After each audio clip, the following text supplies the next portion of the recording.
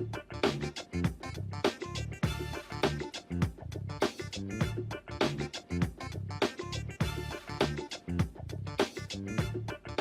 Black Star Network is here. Hold no punches. I'm real revolutionary right now. Support this man, Black Media. He makes sure that our stories are told. Thank you for being the voice of Black America, Roland. Stay black. I love y'all. All momentum we have now, we have to keep this going. The video looks phenomenal. See, this difference between Black Star Network and Black-owned media and something like CNN. You can't be Black-owned media and be scared. It's time to be smart. Bring your eyeballs home. You dig?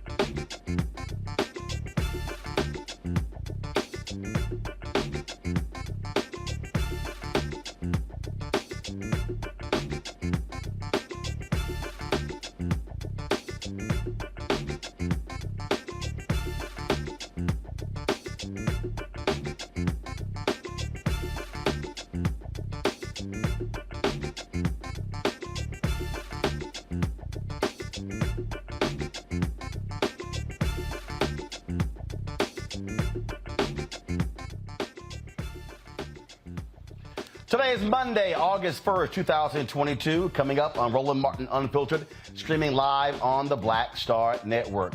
Massive rainfall and flooding have overtaken parts of the Midwest, leaving several people dead. We'll speak with the mayor of St. Louis, Nichelle Jones, about recovery efforts there.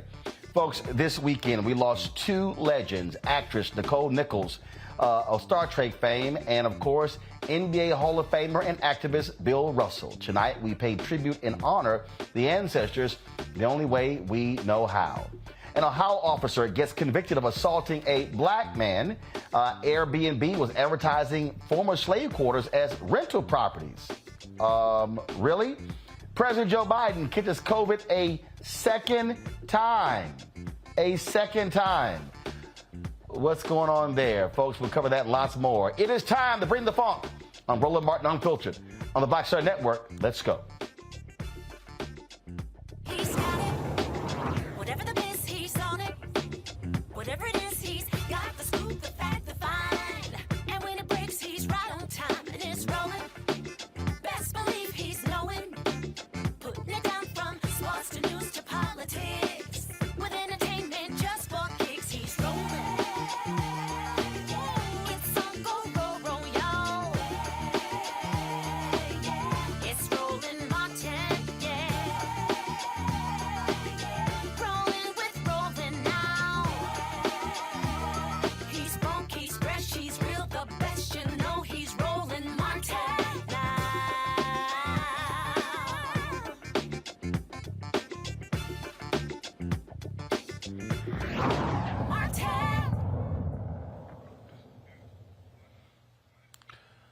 The mayor of St. Louis has issued a state of emergency following record rainfall and flooding in the Midwest.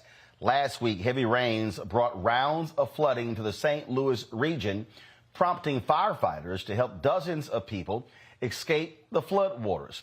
St. Louis officials say at least one person may have died from the extreme conditions as a result. Also, we have seen a record flooding in Kentucky, where more than 20 people have died. Tashara Jones is the mayor of St. Louis. She joins us now on Roland Martin Unfiltered. Mayor Jones, always glad to see you. Unfortunately, not in this case.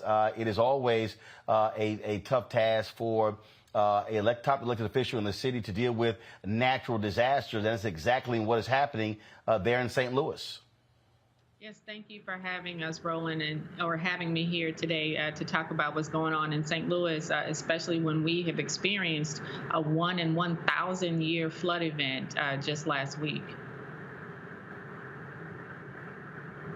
And talk about that, because you say it's a 1 in 1,000 flood event, but what we are seeing across this country, we are seeing the effects of climate change. We are seeing what is called 1 in 1,000 happening a hell of a lot faster. Whether we're talking about fires, whether we're talking about floods, whether we're talking about tornadoes and hurricanes, I mean, we literally are dealing with a changing climate. And unfortunately, there are folks, especially those in the Republican Party, who don't seem to want to do anything about it. Right. If somebody is telling you that climate change isn't real, they're lying to you. We had 9 inches of rain over the time of maybe an hour and a half. And that just totally overwhelmed our systems. There's no way that we can plan for this kind of rain. Most of it happened, I would say most of the damage is in Black neighborhoods. So I've been going door to door with our cadets, with our first responders, just trying to make sure that people have what they need.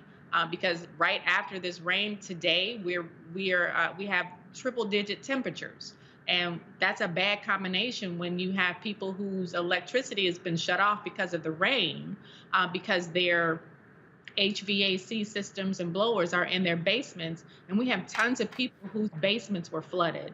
So we have established command centers across the city to make sure that we can connect people to resources. We've started raising money through the United Way. And I'm just talking about in the city. This is also magnified in St. Louis County as well. Talk about that, because when you say it's magnified in Black areas, we know this is the case when we talk about climate change across the country. And unfortunately, we were talking about environmental issues. A lot of times you don't have the same emphasis by African Americans, but we are impacted by environmental racism. We talk about, again, if we think back to New Orleans or the Lower Ninth Ward, who was most impacted as well. And so whether we talk about floods or heat, things along those lines, I mean, Black and brown people are going to be impacted. And so therefore, we must be ensuring policy that can do something about it. Yes, absolutely. And we are taking those steps as we speak. Actually, before this rain even happened, I was having conversations with our local sewer department, with our Board of Public Service about what infrastructure projects we needed to be putting forth through the bipartisan infrastructure law. We have a water system that, even though St. Louis's water isn't in danger, it still costs $400 million to upgrade. Our sewer systems also, we've been cited for the EPA on our wastewater versus stormwater and how those are commingled. There are a lot of infrastructure projects that need to happen in the city that directly affect Black and brown lives. The short-term issue, obviously, is making sure that people are safe. And so what resources are being provided right now, and also what help do you need? Yes, so we are raising money through the United Way of Greater St. Louis.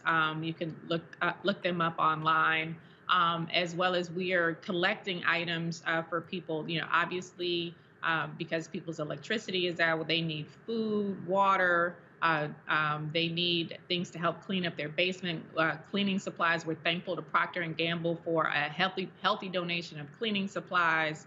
And we're thankful to the St. Louis community for really coming in and putting their arms around our community. So, they need fans and dehumidifiers.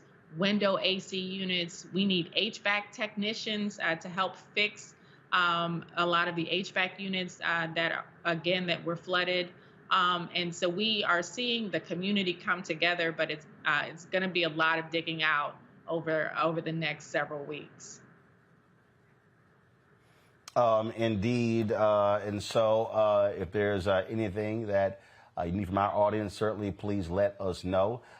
We have seen what happens. In the past, I remember there was probably about 20 years ago, there was a major flooding that took place there in the Midwest, in that area. And it was just devastating to so many different people. Thankfully, you have not seen the kind of catastrophe with flash floods that we've seen in Kentucky, where 25 people are dead, including 4 children, as a result. Yeah, my hearts go out to the people of Kentucky that experienced that flooding as well. Water is going to go where it's going to go, and you can't control it. And unfortunately, we've had several, over 1,000 people who've had their basements flooded or their houses affected, and we've had to move families out.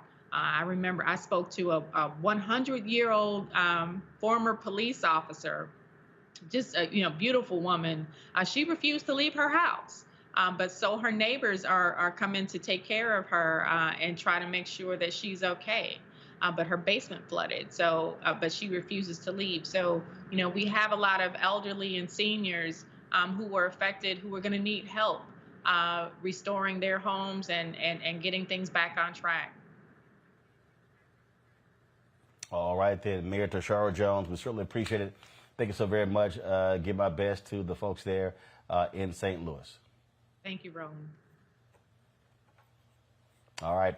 Folks, as I was saying, in Kentucky, some residents of Appalachia are returning to flood-ravaged homes as Kentucky's governor said search and rescue operations continue in the region swamped by torrential rains days earlier. At least 25 people, as I said, including 4 children, were killed after flash flooding swept through the state. Rescue crews are continuing the struggle to get into hard-hit areas, some of them among the poorest places in America. We're bringing my panel right now, Dr. Julian Malveaux, Dean of the College of Ethnic Studies, California State University, L.A., Dr. Amakongo Debinga, a professorial lecturer, School of International Service, American University in Washington, D.C., Renita Shannon, Georgia State Representative. Glad to have all 3 of you here. Folks, first and foremost, I want to start with you, Representative Shannon. Look, this is one of the most critical tasks of any elected official, really trying to help your residents when there is a natural disaster. Absolutely. But the thing here that elected officials really need to focus on is, of course, like you mentioned, helping folks now that this event has happened, but also the federal government and state governments have to act to become proactive about dealing with climate change. Because as many of us have said for a long time, we know that a lot of times these climate events affect decimate Black neighborhoods that don't have the ability to quickly rebuild. I grew up in Florida where, hurricane season was a common thing that we had to deal with every year. And so I know how devastating it can be to rebuild your community once your community has been demolished.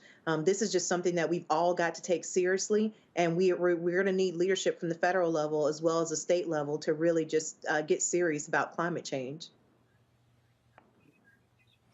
Dr. Malveaux, you also are an economist. You heard Mayor Jones talk about this economic impact when you have these disasters. Look, poor folks, it's not as easy to pack up and go to highland, go to dry areas. It's a lot more harder for them. And this is one of the things that we often see, we often talk about when we're dealing with these natural disasters. Roland, anytime there is a negative effect, a negative event, it's going to affect Black people and poor people more. With Black people, we're concentrated in certain neighborhoods. As you say, we don't necessarily have the mobility. You think back to New Orleans. I mean, people didn't have the kinds of basements that could drain. And so many people lost their homes. I'm very frightened for St. Louis because St. Louis had been one of the more under-resourced cities in Missouri. And I'm not sure what kind of cooperation our mayor is going to have from state government and from federal government. But this is the short-run issue, really is the economic devastation from these floods. St. Louis hadn't seen anything like this since 1915. but Kentucky, these floods, but it's not just the floods, it's our willingness to ignore climate change, literally to ignore it, and we're paying the price. All this flooding, this is not natural, it's not normal. It's that we have ignored every piece of writing on the wall. We don't want to deal with this because when we deal with it, follow the money, you're going to have to upset somebody's apple cart. However, I will say this to my progressive friends, especially those white progressives who talk electric. Electric car costs about 20% more than a regular car. They'll tell you get a rebate, but you got to pay for the car, then you get the rebate. So when you're talking about people who are at the bottom of the income distribution, they're just trying to get by with the piece of card they have. Basically, environment notwithstanding. And so we really have to talk about climate change and how we respond to it from a holistic level, not just saying, well, we have these electric cars, or electric solar. There's also this notion you can get a tax credit for going solar. But if you don't have any money, the tax credit doesn't mean very much to you in the short run. So we have to basically change our system of incentives to make sure that everyone gets an incentive when they embrace basically the climate differential that we're experiencing all over the country. Fires in California. I mean, we could go down the list, but Roland, we've got to do better. Congo, you'll have the critics say, well, we've always had natural disasters, but what we're dealing with now is the frequency of these disasters in different places all across the country. Absolutely, and it's that frequency that's going to continue to destroy communities across the country. And when you look at what's happening in St. Louis, you look at what's happening in Kentucky, and I hate to politicize this, but we have to politicize this. When you look at what President Biden has been working to do with his infrastructure plan that Republicans have blocked on so many levels, there are programs in place to work with those communities in Kentucky that are struggling. Those are white folks over there who are struggling. And we know that there are black people and brown people there as well. But we know the majority of those poor counties in Kentucky, places like Alsea and places like that, are white people, rural communities. These are also the type of people who should be banging down the door of their Republican representatives to get the support for infrastructure that they need. Because even these infrastructure projects, they can break ground tomorrow on these projects, Roland. But like you said, the frequency of what's happening, it's not going to help folks, a year, maybe even 2 years from now. But we have to start putting the structures in place to save more lives. You're talking about 4 children who are dying. And so my question is, when are we going to wake up and not look at a red agenda or a blue agenda, but an agenda that's going to save lives? Because people are dying unnecessarily because, as Dr. Malveaux and Representative Shannon said, we are not paying enough respect to climate change, but we are also not paying enough attention to our dying infrastructure in this country, and too many people are dying because of that. And that is solely on the backs of our leaders and the enablers who vote for them. The thing, Representative Shannon, that we have to just be honest about is that part of the problem here is that when it comes to public policy, lawmakers, let's be clear, Republicans and Democrats, consistently don't want to deal with something until something breaks, until something blows up, until the bridge crashes. And it's always, oh, we can't afford it. But then we look at the stuff that actually money is being spent on, then we do it. But when there's a crisis, all of a sudden we move very quickly. I mean, to me, this is one of the fundamental problems as far as I'm concerned with the United States is that we wait until something breaks or blows up before we go, yeah, I guess we ought to fix that. And you're right. Not only do we wait until something breaks or blows up to fix it, the other thing is you've got environmental racism at play. And you see this not only with environmental issues, but with issues across the board, which is that when Black and brown folks are being largely affected, whatever the issue is, it's not an emergency. It is not until you have suburban white communities being affected in the masses that government will decide to move forward. And so, not doing anything about climate change, just allowing these communities to be devastated, that is a form of environmental racism. So I think that is actually an even larger problem than the just kind of waiting until it blows up. But as another panelist mentioned, there are a lot of powerful people, including gas and power companies and others that, keep folks in office through their campaign contributions. And it is that direct connection and the money in politics that makes it so hard to work on issues to work on policy that will really deal with climate change. And I'll just sum it up the way that you did, which is we have money for everything, including Space Force, but never for the priorities that really help everyday people. And that, Julian, has to be maddening as economists, knowing full well what we're going up against, what we're facing, and folks just refusing to actually deal with this massive problem. You're absolutely right. It is maddening.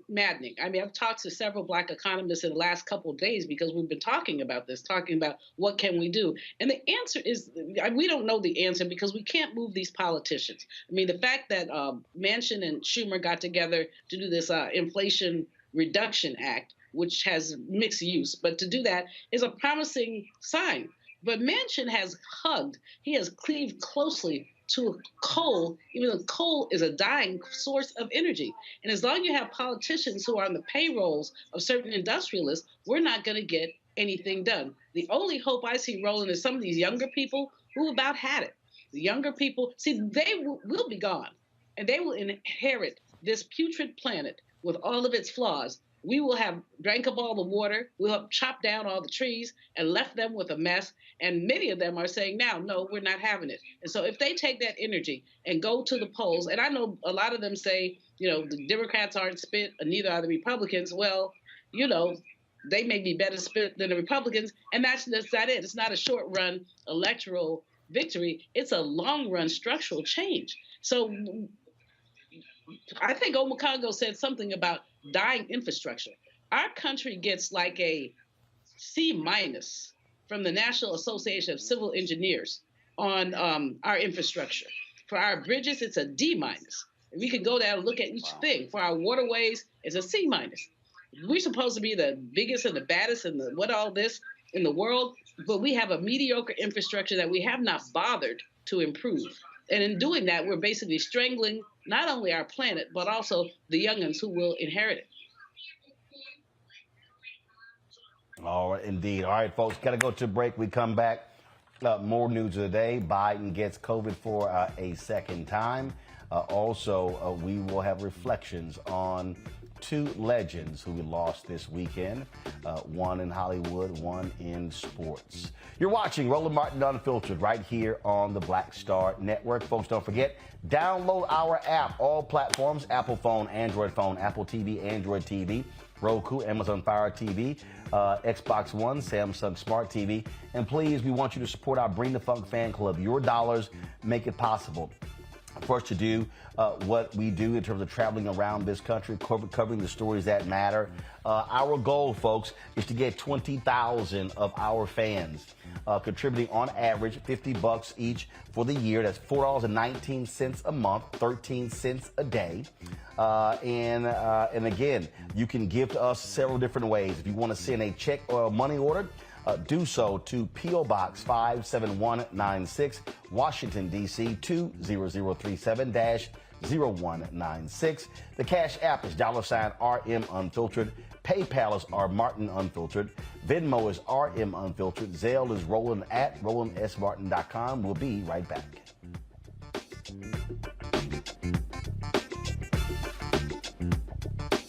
On the next Get Wealthy with me, Deborah Owens, America's Wealth Coach, you see the headlines. All frightening, right? Interest rates are going up. The recession is on the way. The stock market is up and down. But you know what they say. Scared money don't make money. That's why I'm excited on our next Get Wealthy to have a conversation with someone who has written a new book, Fearless Finances, and she's going to share exactly what you need to do to secure your bag regardless of the ups and downs of the economy or the stock market. Oftentimes you can start with as little as $5. That's right here, only on Get Wealthy on Black Star Network. Pull up a chair, take your seat. The Black Tape, with me, Dr. Greg Carr, here on the Black Star Network. Every week, we'll take a deeper dive into the world we're living in. Join the conversation only on the Black Star Network. Sexy to me is the exact same feeling as running water, ever flowing. Water always finds a way to get through. And so when you know that you're sexy, there are no questions about it. It is an ever-flowing emotion. It is an ever-flowing feeling. Mm-hmm. When you question it, though, you stop the water.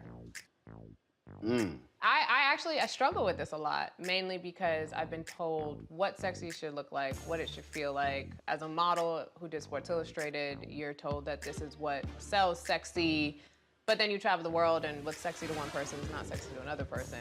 I'm more of a mindfuck kind of person. How can you stimulate the brain? Mm-hmm. To me, that's sexy.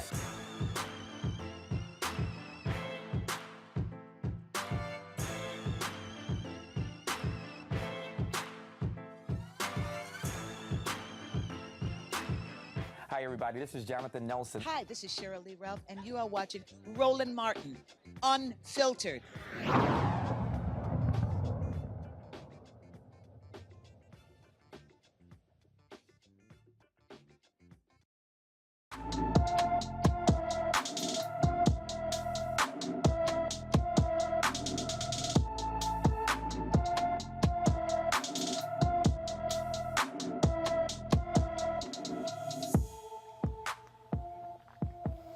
Folks, Kennedy Johnson has been missing from Fort Lauderdale, Florida since June 1st. The 16-year-old is 5 feet 2 inches tall, weighs 105 pounds, with brown eyes and black hair.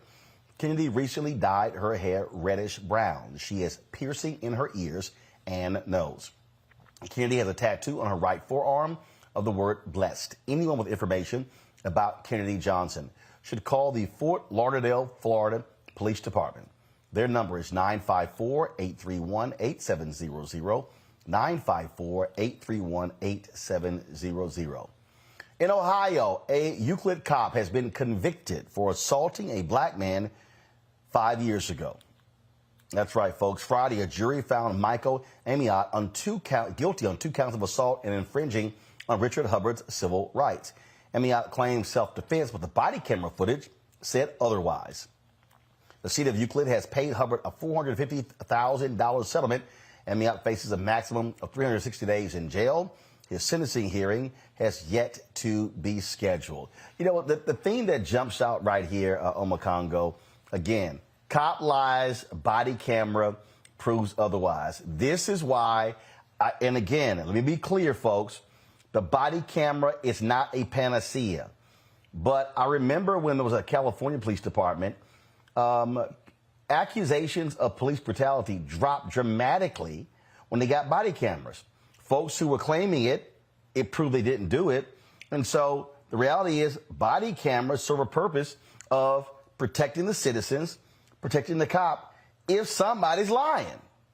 Mm-hmm. Absolutely. And we just got to add, they do those things only when they're turned on, right?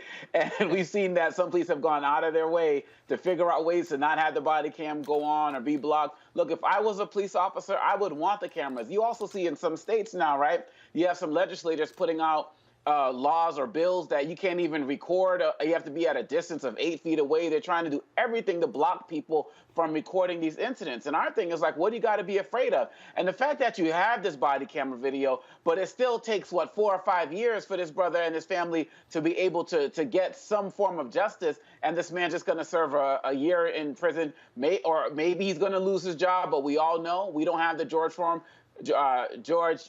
Floyd Police Reform Act bill. So even if he gets fired, he can come out and possibly go right down the street because there's not going to be a national registry documenting where this cop goes. This is clearly a cop who should not be on the force. And what is this, amount of money going to do to really help this brother and his family and the life that he's lost in terms of what he's not able to do? So I'm thankful for the camera. I'm pissed off that it's taken so long. But at the end of the day, this is what black people have to continue to do to get a modicum. I'm not even going to say justice, Roland, but accountability for these actions that are taking place all across the country. And we know what's happening in the small districts, is happening in the large cities, and every single day. And I'm just thinking about, what about those of us who didn't have that camera turned on? Or those of us who nobody was around to, pull out their iPhone or Android and get a recording from it. All of those people have had their whole rights and lives denied. So I'm very happy for this brother, even though the justice or the accountability has been delayed, but it has not been denied. And this officer has no business on the force in any way, shape, or form. He shouldn't get another job. And yet, like you said, Roland, the body cams are not going to be the perfect thing, but we need them in cases like this because people will not believe us otherwise. And that's just how it's always been. The thing here that jumps out at me, Representative Shannon, and I've said this point blank, every officer should be equipped with a body camera. If they don't turn it on or turn it off, that should be automatic firing. I don't want to hear that crap. Same thing when it comes to dash cam video. We have got to have that form of policing of the police, because when they have a badge and gun, they literally can use lethal force to kill people. And so this must be mandatory, as far as I'm concerned, in every law enforcement agency across the country, from federal, state, county, city, school board, doesn't matter. And it should be state law, because a lot of states just leave this question open. So you still have states saying, oh, we can't afford to give every police officer a body camera. But again, we have money for Space Force and other nonsense. But we don't have money to take care of this issue. And then a lot of states don't put any type of laws around making sure that it's mandatory that officers have to actually keep their cameras on. This story, as another panelist said, I'm glad that there was a little bit of accountability that was done in this case. But for far too long, police officers have been given an unearned benefit of the doubt by society. And I have always said, I have always maintained that we have no clue what police officers are doing in this country. And finally, people are starting to wake up and question and realize that this is something that we need to be looking into. And we do need police accountability. Folks are getting upset about communities wanting to divest from police. This is the reason. Because when you see that police officers are coming into your neighborhood and they are causing more harm than help, then of course people don't want to spend their tax dollars on that. So, I mean, this is another, issue that folks have got to get serious about. Elected officials, that is. Oh, I absolutely agree. And Julian, again, I also find it to be interesting, Julian. Do you hear any of the fiscal conservatives saying anything about these cases? Not at all. You notice how quiet they are. You know how quiet they... I mean, I would think fiscal conservatives would be offended that the city has to pay $450,000 for one of their cops beating somebody and lying about it. Oh, but they're kind of quiet. Well, fiscal conservatives are hypocrites. They want to spend money on some things and not on others. When you end up with these kind of settlements that these cities and states and towns have to pay and they can't afford to pay it, maybe they could have afforded some cameras, which are cheaper than these settlements are. But, watching that video, Roland, you can't help but become angered, especially when the point that you made and Oma Congo made about these rogue officers being able to walk down the street and get another job. The man who massacred young Tamir Rice is now working in a small town in Pennsylvania. What is wrong with those people? It boggles the mind that people who have that kind of predilection are going to do it again and again and get away with it. And what can we do? Well, the George Floyd Justice and Policing Act was one step in the right direction, didn't work. The wuss there was, what's his name? Tim Scott, who basically played games with Karen Bass and others and said he was going to meet them halfway. Well, he didn't meet them at all. And you could go down the list and talk about the attempts that Democrats and progressives have made to try to get some accountability here. But the accountability is elusive because there are people who pledge allegiance to the cop. Literally, they believe that police officers can do no wrong. And that's where we come in. That's where we have trouble. Indeed, that's exactly what we have. Speaking of trouble, the mayor of New York City has declared monkeypox a public health emergency. That took place on Saturday. In a joint statement, Mayor Eric Adams And Dr. Ashwin Vasan, Commissioner of Health, estimated that approximately 150,000 New Yorkers are at risk of exposure to monkeypox. New York State Governor Kathy Hochul issued an executive order declaring monkeypox a state disaster emergency. This order will expand the number of people eligible for monkeypox vaccines, as well as sending vaccine data to New York's health department. These measures come after the World Health Organization declared monkeypox a public health emergency of international concern, with cases rising and vaccine supplies decreasing. You know, it's crazy to me how we're in this situation, Representative Shannon, of people who are so anti-vax. They don't want to take vaccines. And we are seeing diseases that should have never been the case. There was someone who got polio the other day. Hasn't happened in decades. It's because they refuse to get the vaccine. Absolutely. And leaders, so Georgia is one of the top 5 states right now that is having the most monkeypox outbreaks. It's Florida, Georgia, New York. I think Illinois might be one of the states that's having a ton of outbreaks. But we are hearing from leaders that it's similar to COVID in that we don't know how to control it. We don't really know a lot about it. And so it's really tough on leaders, and it's really tough on those who work in the healthcare space, because we're not even out of one pandemic before, you know, they're trying to figure out how to deal with monkeypox. And so this has been really difficult, particularly in the state of Georgia. And it is difficult getting folks to, you know, really take being vaccinated serious and understanding that you cannot continue to put stress on top of stress on top of stress of the healthcare system without it breaking. We don't have unlimited resources. I just, it's baffling to me, Julian, that you have so many people who are willing to play with their health this way. I've seen some of the videos folks are posting who caught monkeypox. That shit don't look interesting at all. I am not trying. I mean, when I see it on the legs and thighs and the face, and I'm like, man, y'all can keep that. I'm good. Well, the irrationality of people who refuse to be vaccinated, who refuse to basically take care of their own health. I mean, this is a public health issue, and many people refuse to deal with it. Our public health, we talked earlier about the infrastructure crumbling, but our public health structure is also crumbling. You look at the number of people who still haven't been vaxxed or boosted. Some of them will brag to you about it. And then we have this new thing, this monkeypox. It does look gross. I mean, it really looks gross.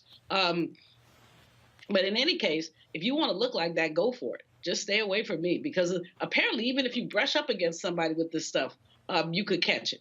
It's highly contagious. So I don't know what's wrong with people, but I lay all this at the feet of the orange orangutan, the previous president, who basically politicized public health. And in doing so, basically turned COVID into an issue.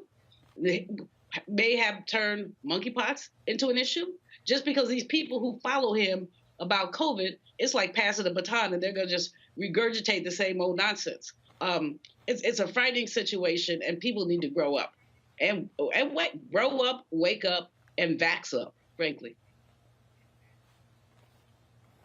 Folks, Airbnb is under fire after former slave quarters were listed as rental properties on the app. Civil rights attorney Winton Yates posted a TikTok video showing a listing in Mississippi. Watch this.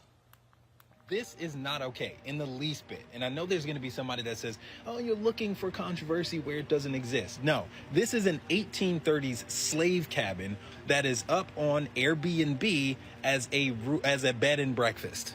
How do I know that this is slave quarters other than just using my eyes and looking at it? Well, they say it in the listing. This particular structure, the Panther Burn Cabin, is an 1830s slave cabin from the Panther Burn Plantation.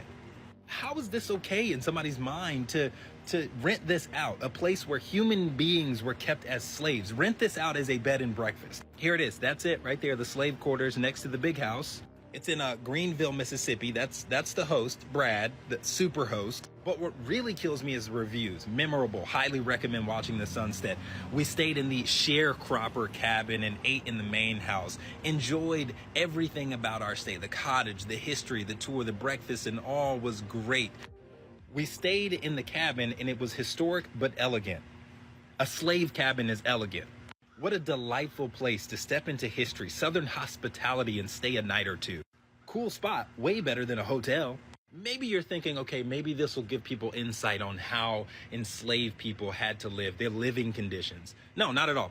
Clawfoot tub, running water, tile, nice lighting fixtures, water, towels, dresser. The history of slavery in this country is constantly denied, and now it's being mocked by being turned into a luxurious vacation spot.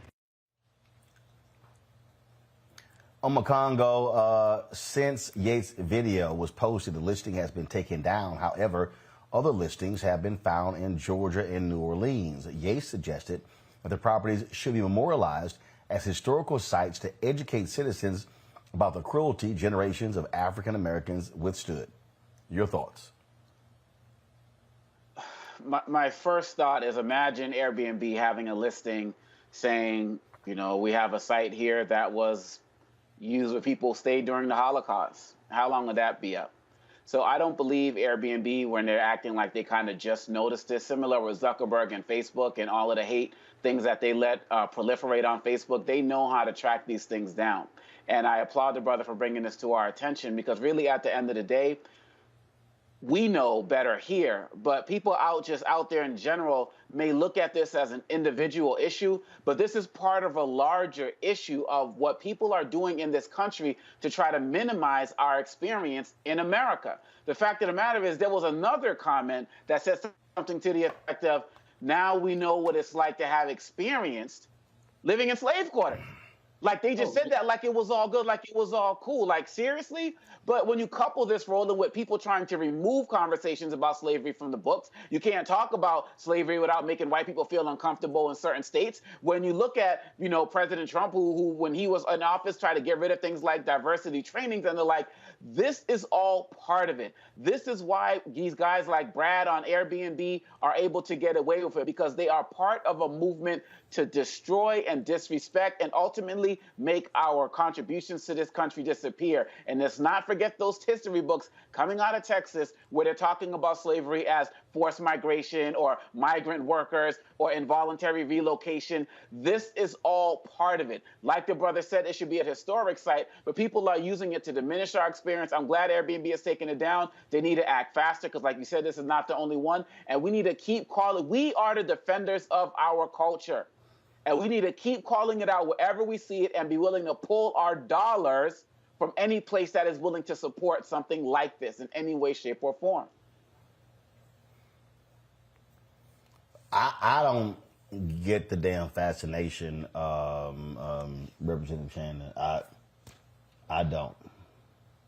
Well, I think it's two things. I think it's like Omokongo said, there are some people who are trying to advance a concerted effort to whitewash history so that they don't have to talk about it anymore. These are the same folks who push back on CRT in schools. These are the same folks who don't want any race conversations to be had. And so I think it's that. But I also think it is that some companies have just decided that they are going to market to races. They have decided that that is a great way to make money.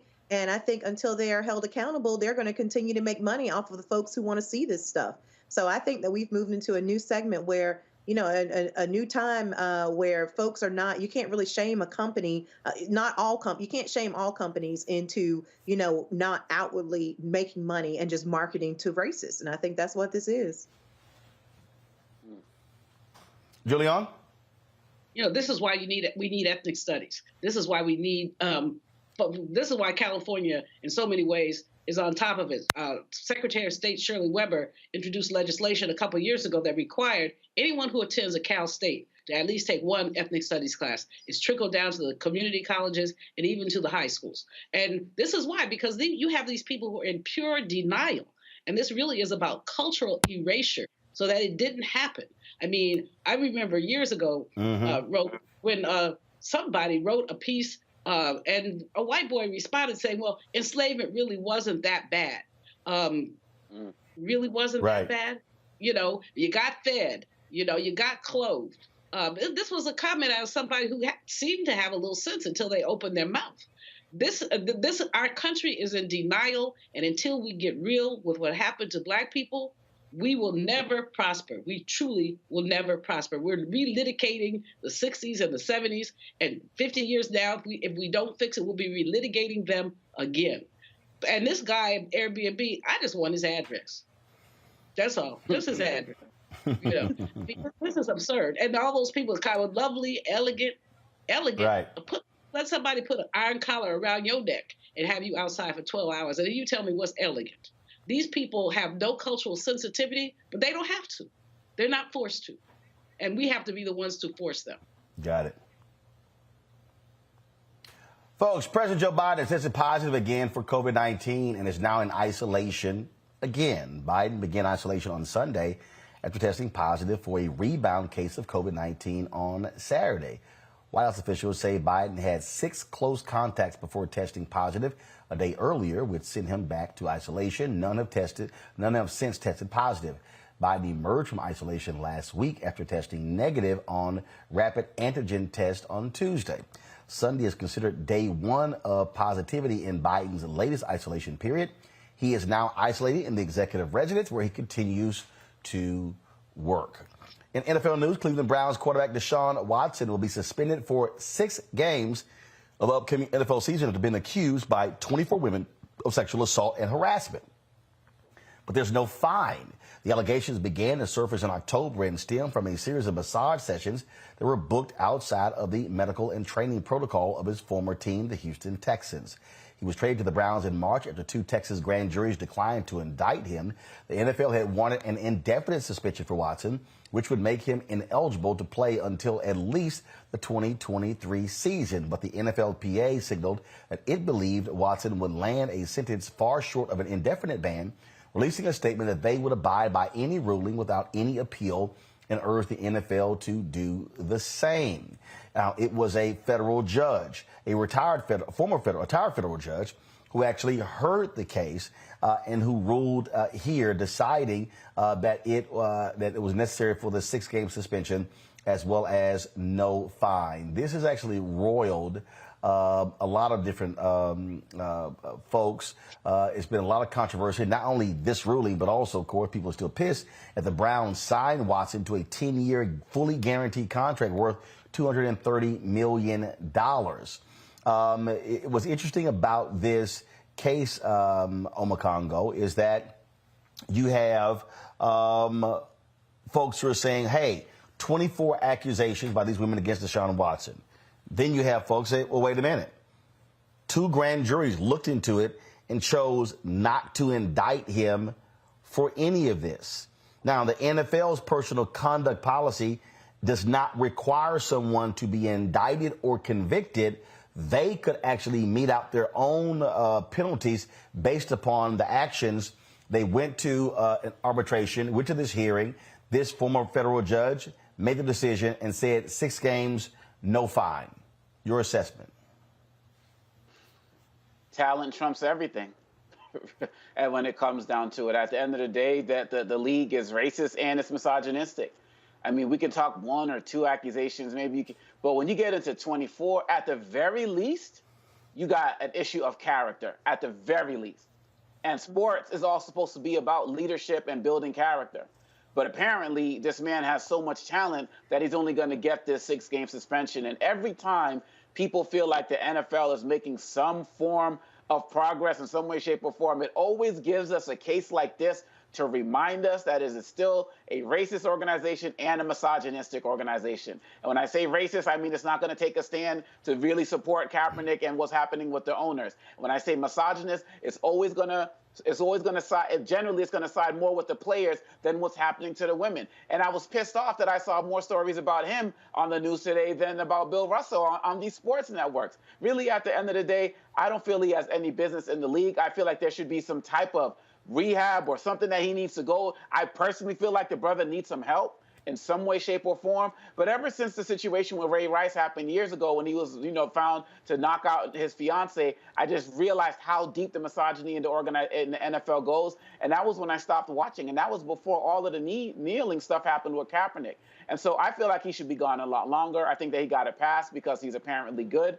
And I feel like this is an embarrassment for the league and an embarrassment for a league that's saying that they're trying to move forward into the new era that we're living in as it relates to respect for women's rights. And this is not the time for it right now. I think it's a really bad look on the organization. The thing here, Representative Shannon, is that this retired judge issued first of all, the disciplinary officer is Sue L. Robinson. And she issued a comprehensive 15-page report where she laid out exactly why she came to this conclusion of 6 games and no fine. And she made a point that she also took into account the previous cases, the previous 32 suspensions by the NFL under their personal conduct policy since 2015. Yeah, but the thing is that for her to say that she took into account how the NFL has acted in previous cases doesn't really mean much, because we all know the NFL has a reputation for not holding folks accountable no matter what the issue is, and they have a long history of covering up domestic abuse. We've seen documentaries. We have seen testimonies from folks talking about what happens when you are the spouse of an NFL player and you say that this person has battered you, and the number of people that show up to make sure that your story is never told publicly and that it doesn't leave, sort of the private conversations. So the NFL, I'm not surprised about the 6 suspensions, because I don't expect anything from the NFL, because they have shown over and over again what their ethics are, in that they have regularly covered up domestic abuse. When the stuff started happening with the concussions, they downplayed the effect that concussions were having on football players. They're always in this mode of operating where they are always trying to cover up scandals. And so I don't expect much from the NFL. I was not surprised about this. And I think that it's very interesting, because the NFL can't have it both ways. If you suspended him for 6 games, that clearly means that you do think that he has done something wrong and that there is a problem, even though he was not indicted, or else you wouldn't have suspended him at all. So again, it's the NFL just trying to do window dressing on a long-standing problem. But at the end of the day, we know that if a player has if a player has a certain amount of talent, they are not going to do anything about any type of allegations. But Julian, in her ruling, she did lay out where he violated the personal conduct policy, and this is what she opened this by saying the collective bargaining agreement between the National Football League and the National Football League Players Association authorizes the commissioner of the NFL to discipline players for conduct detrimental to the integrity of or public confidence in the game of professional football. Pursuant to this authority, the NFL has issued a personal conduct policy, which is meant to define, address, and sanction conduct found to be detrimental to the league and professional football. And so she goes through here, and she said it separates what is violent and non-violent, and she goes lays out all of these different examples. Your assessment of this ruling? Well, clearly this man has a pattern. He attacks his masseuses, and they've all made 24 of them have made allegations. How many have not? As I was reading, Roland, several of these women have It's settled. 4 o'clock. And because they've settled, they probably have some silence or confidentiality or whatever. So how many of them are being silent? Obakongo is right. Talent tends to trump, but trump everything, including conduct. If the league says, if the agreement says that he can be disciplined, 6 games is a slap on the wrist. He's got a $230 million guaranteed 10-year contract. Give me a break. He should not be playing football. He should not even be playing golf ball. He basically is dangerous, and we know he's dangerous. And watch, he's going to do it again, because these folks don't stop. It's frightening. And what does this say to our young men? And to our young women? For our young women, they're being told they're not valued. they're simply not valued. They can be attacked, they can be assaulted, and it doesn't matter. But for our young men are being told, he got a slap on the wrist. Dude, you can do that too. Now, no one's come out and said that, but, these athletes have a vaulted, valued position in our society, and they are role models, whether they want to be or not. So the NFL Roger Goodell needs to be ashamed of himself. And I'm really disturbed by the judge, who was a woman judge, who, basically shilly-shallied around the truth. Yes, he did it, but he shouldn't get that bad of a punishment. He should have been fined. They should have fined him his salary for the whole darn season. Really. It's ridiculous.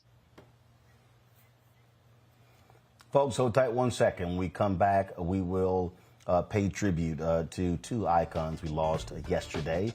Nichelle Nichols, of course, who starred in Star Trek, and Bill Russell, the Hall of Famer, player, and coach.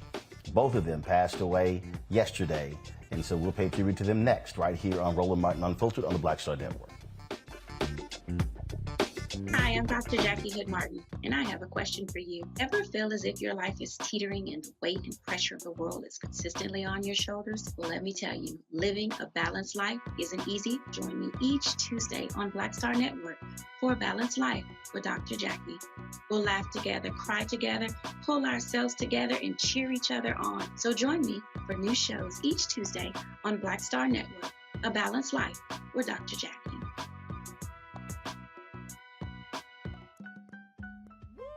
We're all impacted by the culture, whether we know it or not. From politics to music and entertainment, it's a huge part of our lives, and we're going to talk about it every day right here on The Culture with me, Faraji Muhammad, only on the Black Star Network.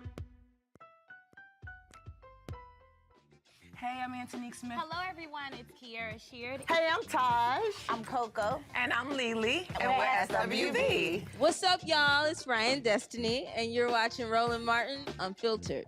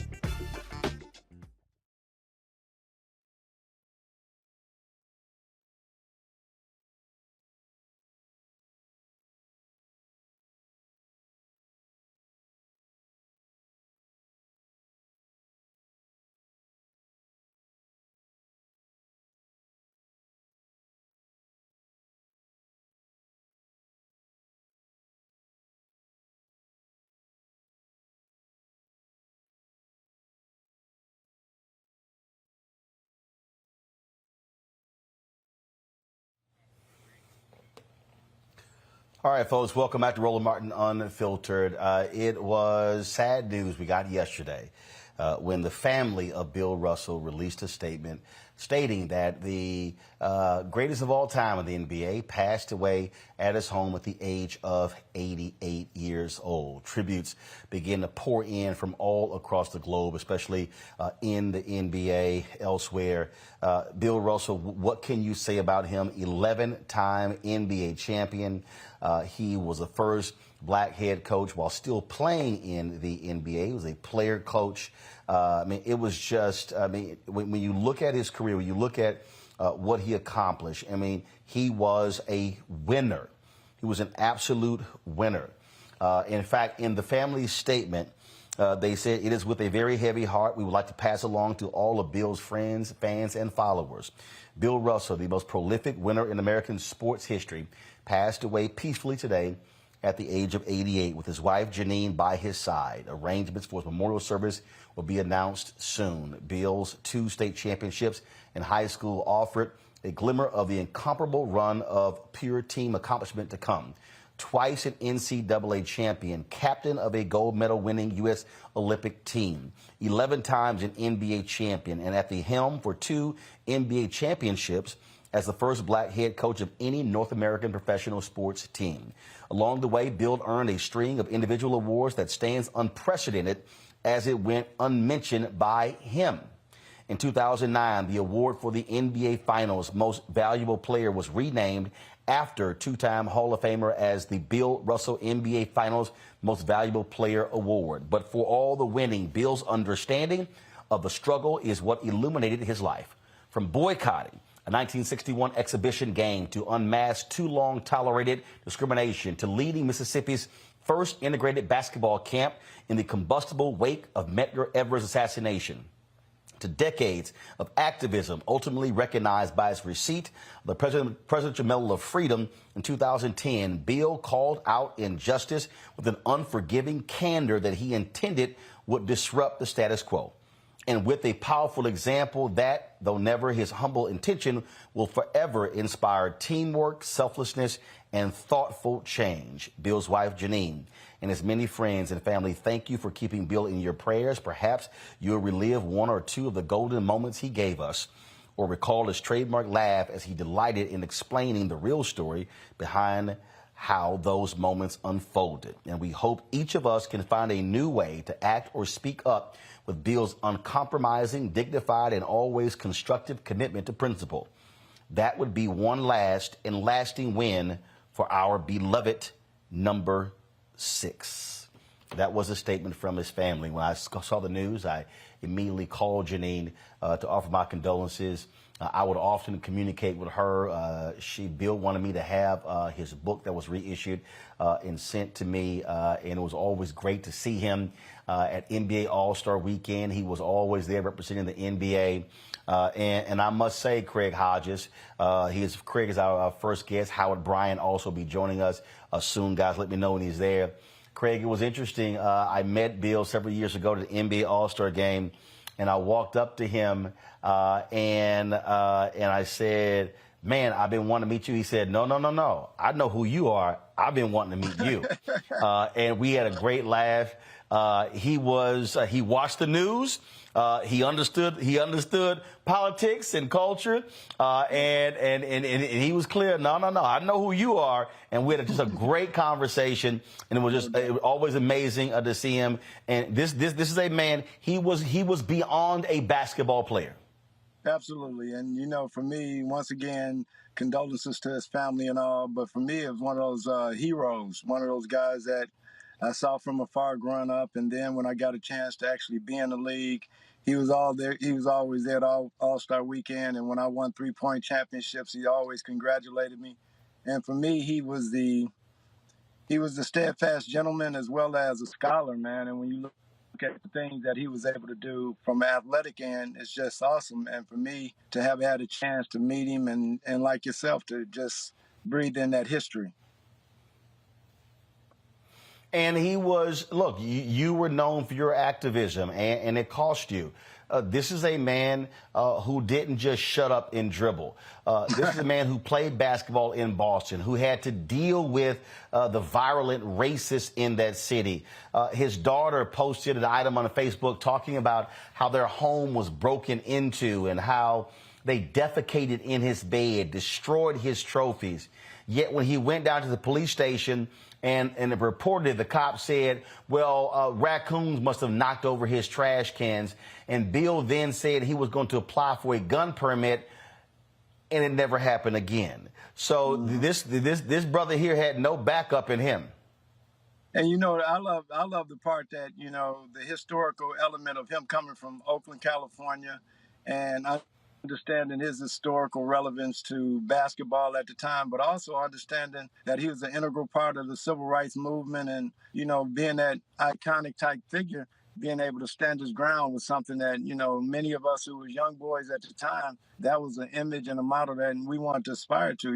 No different than Ali, no different than Jim Brown, no different than the Olympic experiment of 1968. So all of those athletes taught us, who were student athletes at the time, how to conduct ourselves on and off the court.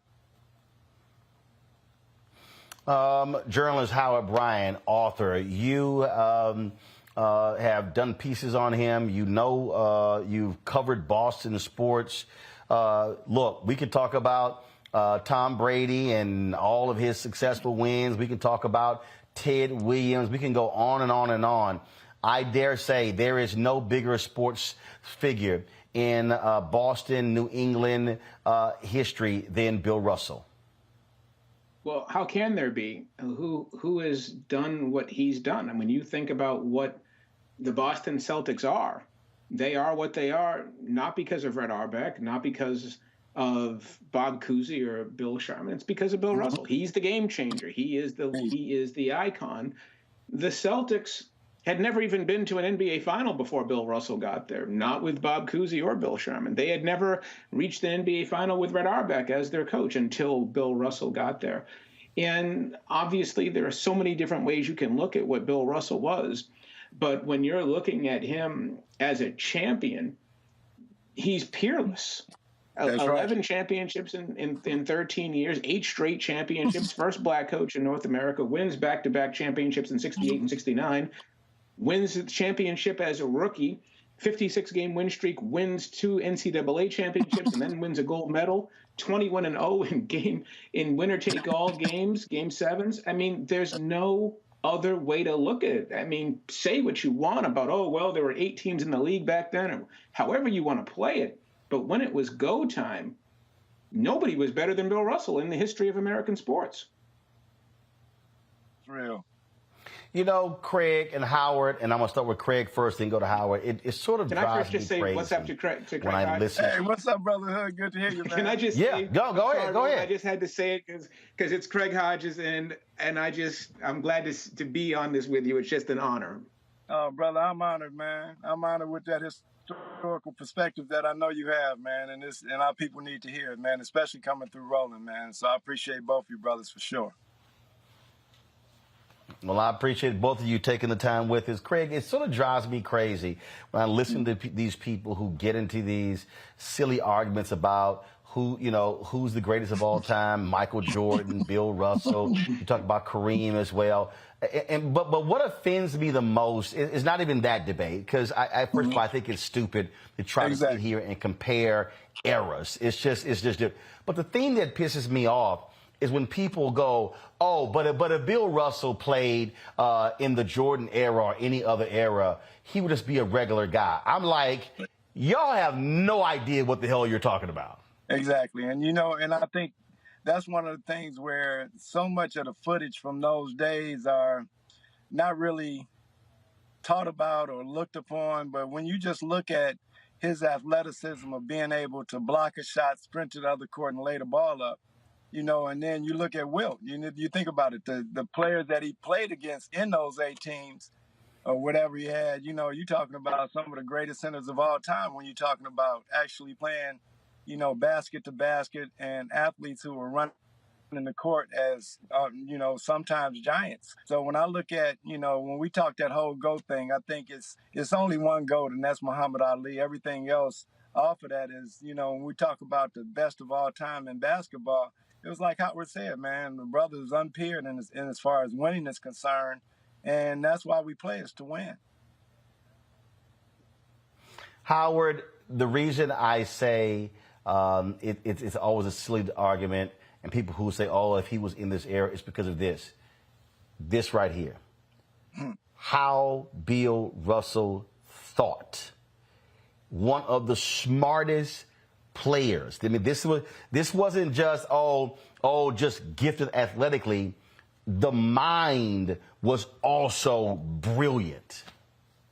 Yeah, well, there's a couple things at work there when you think about Russell that have to be addressed, and I think the first thing is that there are very few athletes who, when you want to talk about when you want to talk about the different comparisons and who did this and who was best and worst and all of the superlatives that we use today and we use that as debate, you have to think about something else when it comes to Russell. And that was, there are very few athletes, if any athlete that I can think of, where every single step of his athletic journey was directly connected to him being a black man born in 1934. I mean, let's follow this. He is born in Monroe, Louisiana, the same town as Huey Newton. They both moved to Oakland at the same time, right around the same couple of years in 1942, 43. The reason why they do it is because they are essentially, they can't live in the South anymore because of the racial conditions down there. They moved to Oakland, and everyone's talking about Oakland and the great legendary Oakland, McClymonds High School, and Frank Robinson and Veda Pinson and Kurt Flood and Paul Silas and the School of Champions. But the only reason that he is at McClymonds is because black people aren't allowed to live anywhere else but West Oakland. That's right. He goes to the NBA. He's playing for the Boston Celtics, but the only reason he's playing for the Celtics is because the city of St. Louis was too racist to actually have a black man be the center of their franchise, so they trade him to the Celtics on draft day for Ed Macaulay and Cliff Hagan. And so then his entire Boston experience is shaped along whether or not the NBA is ready to allow black players their rightful place. So you're asking him to navigate all of this while the civil rights movement is going on. Everything about what he was doing is competing on the court, but also making sure he maintained his dignity as a man. And you show me another player that has had to navigate those two things as a pioneer in that sport that quickly and at that level, and I'll show you a liar, because there's nobody else. Real deal. And Craig, he was active in that period. He was there in Cleveland when they stood with Muhammad Ali. And I love the picture that I posted yesterday announcing his death to my followers was when he took a knee wearing his Presidential Medal of Freedom to stand with Colin Kaepernick. And that's the type of brother he was. And for me, you know, and to this day, we have a great model to emulate and, you know, to stand fast and to stand in the wind of what Howard just said, to be able to, you know, still your mind and still go out there and play, and knowing that you have to stand on these principles off the court. It's not a lot of players that's doing that, man. So for us, that picture right there with him and Ali, those are models that I had as a young brother growing up in Chicago Heights.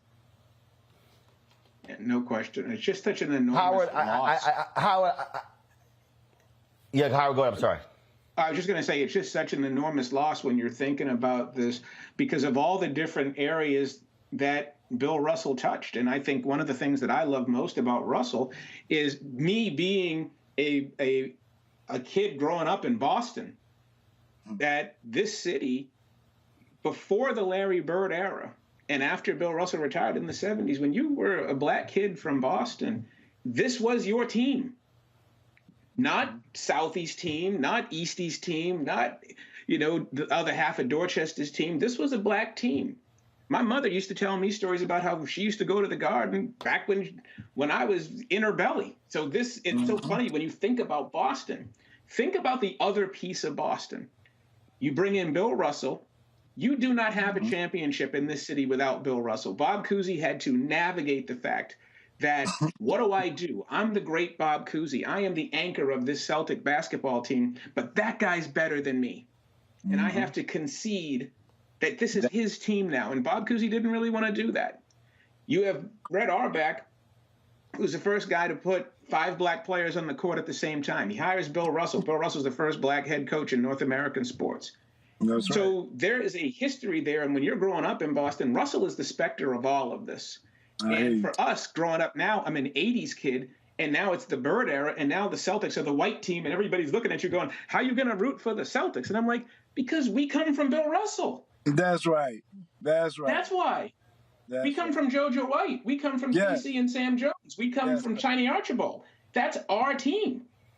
That's right. And, you know, when I was in high school and stuff, Craig, you know this, and brother rooting for the Celtics, and they're like, no, you're a Sixers fan. No, you're a Bulls fan. No, you're a Lakers fan. You're a Pistons fan. Exactly. But we come from Bill Russell, and that never goes away. I hear you. And it shouldn't. And it shouldn't. It is a remarkable history. And Craig, I think you said it best. those of us who got to experience this life with Bill Russell, we certainly are blessed. Whether it was a photo, whether it was his always recognizable laugh, and his joy of life, or whether it was his commitment to the cause. I mean, this was a brother. This was a black man who made it clear that he wasn't just a basketball player, that he was a man. He was a black man and was willing to stand up and fight. And so I appreciate, Craig, you sharing your thoughts with us about Bill Russell and Howard Bryant. Always appreciate you being there for us. One other thing, Roland, before you go, I want to make sure that I send condolences to Sister Nichols' family here in Chicago, Illinois. She's from the South Side, man. So we lost some icons yesterday, man. So I just want to thank God for blessing us to have them as models for us. Indeed, Nichols was 89 years old. Bill Russell was 88. Gentlemen, we appreciate it. Thanks a lot. Peace. Thank you, Ron. We'll see you. Good seeing you last week. Yes, sir. Indeed. I'm going to bring now in my homegirl, Kira Champion. She joins us now. Dr. Greg Carr also joins us. Joining us with us is Julian Malvo and Omakongo Dibinga. Carrie, just your thoughts about. Let me know, folks, when we have Carrie on. Dr. Carr, just share with us again for people who really. First of all, a lot of folks today don't understand history. They see Bill Russell's name. They may have seen him sitting courtside at games. They just see this old black guy, and it's like, oh, he played back in the day. They may have seen the ad with him with his 11 rings on, got not enough fingers to actually have all the rings. But we were just there in last week in New York for the Jackie Robinson Museum. I mean, this was a man, a player who came out of an era where they had to compete at the highest level and still had to win. And this was not a go along to get along brother. He defied racism and was unwilling to bend.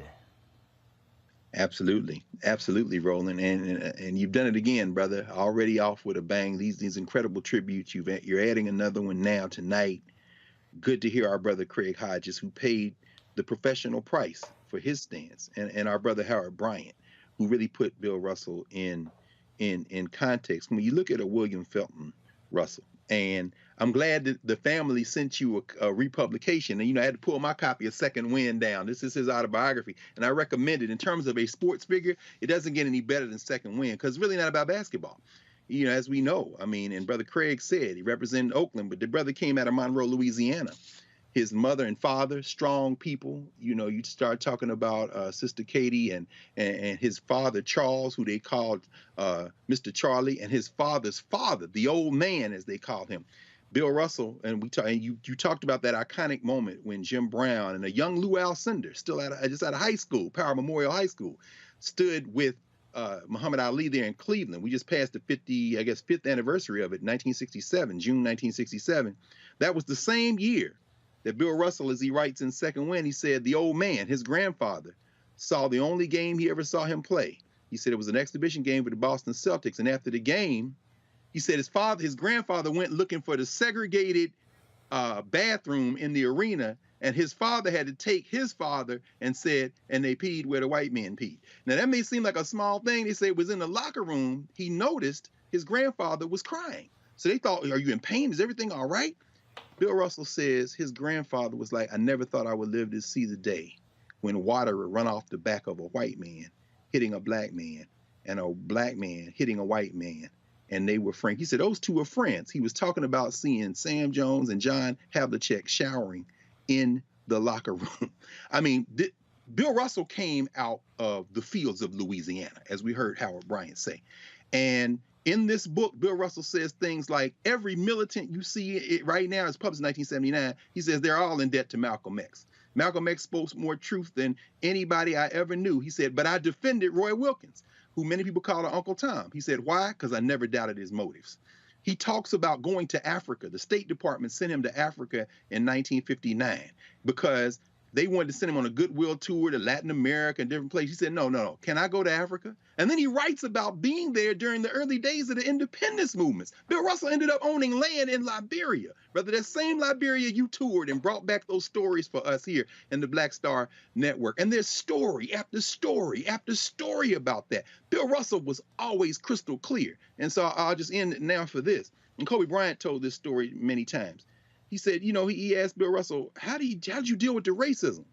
Russell, who played the team game, he said, even Wilt Chamberlain, his great rival, said, if I had played for Boston, I wouldn't be able to win as much as Wilt did. He was perfect. I'm sorry, as Russell did, because he was perfect for Boston because he said, I'm good at rebounding. That's what I'm going to do. You shoot, you do the rest. I'm going to do this. He said that Russell told him, brother, it wasn't that I didn't hear what they were saying. And by the way, in the book, Russell calls Boston a fair of racism. He said if Paul Revere run through there saying the N-words are coming, they'd have fought as hard as they fought against the British.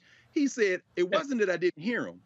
He said I absorbed all of that and I used it to do what I was going to do. He said, Kobe Bryant said, I took a lesson from him. Every time y'all thought he was ignoring those invectives, he was absorbing all of it and he turned it into a weapon. Bill Russell, there's never going to be another one like him, brother. Greg, hold tight 1 second. Kira Champion, are you there? Hi, I am. How are you? Doing great. Greg was talking about the. Yep, I can hear you just fine, Kira. I can hear you just fine. Greg was talking about that Russell book from 1966, Go Up for Glory.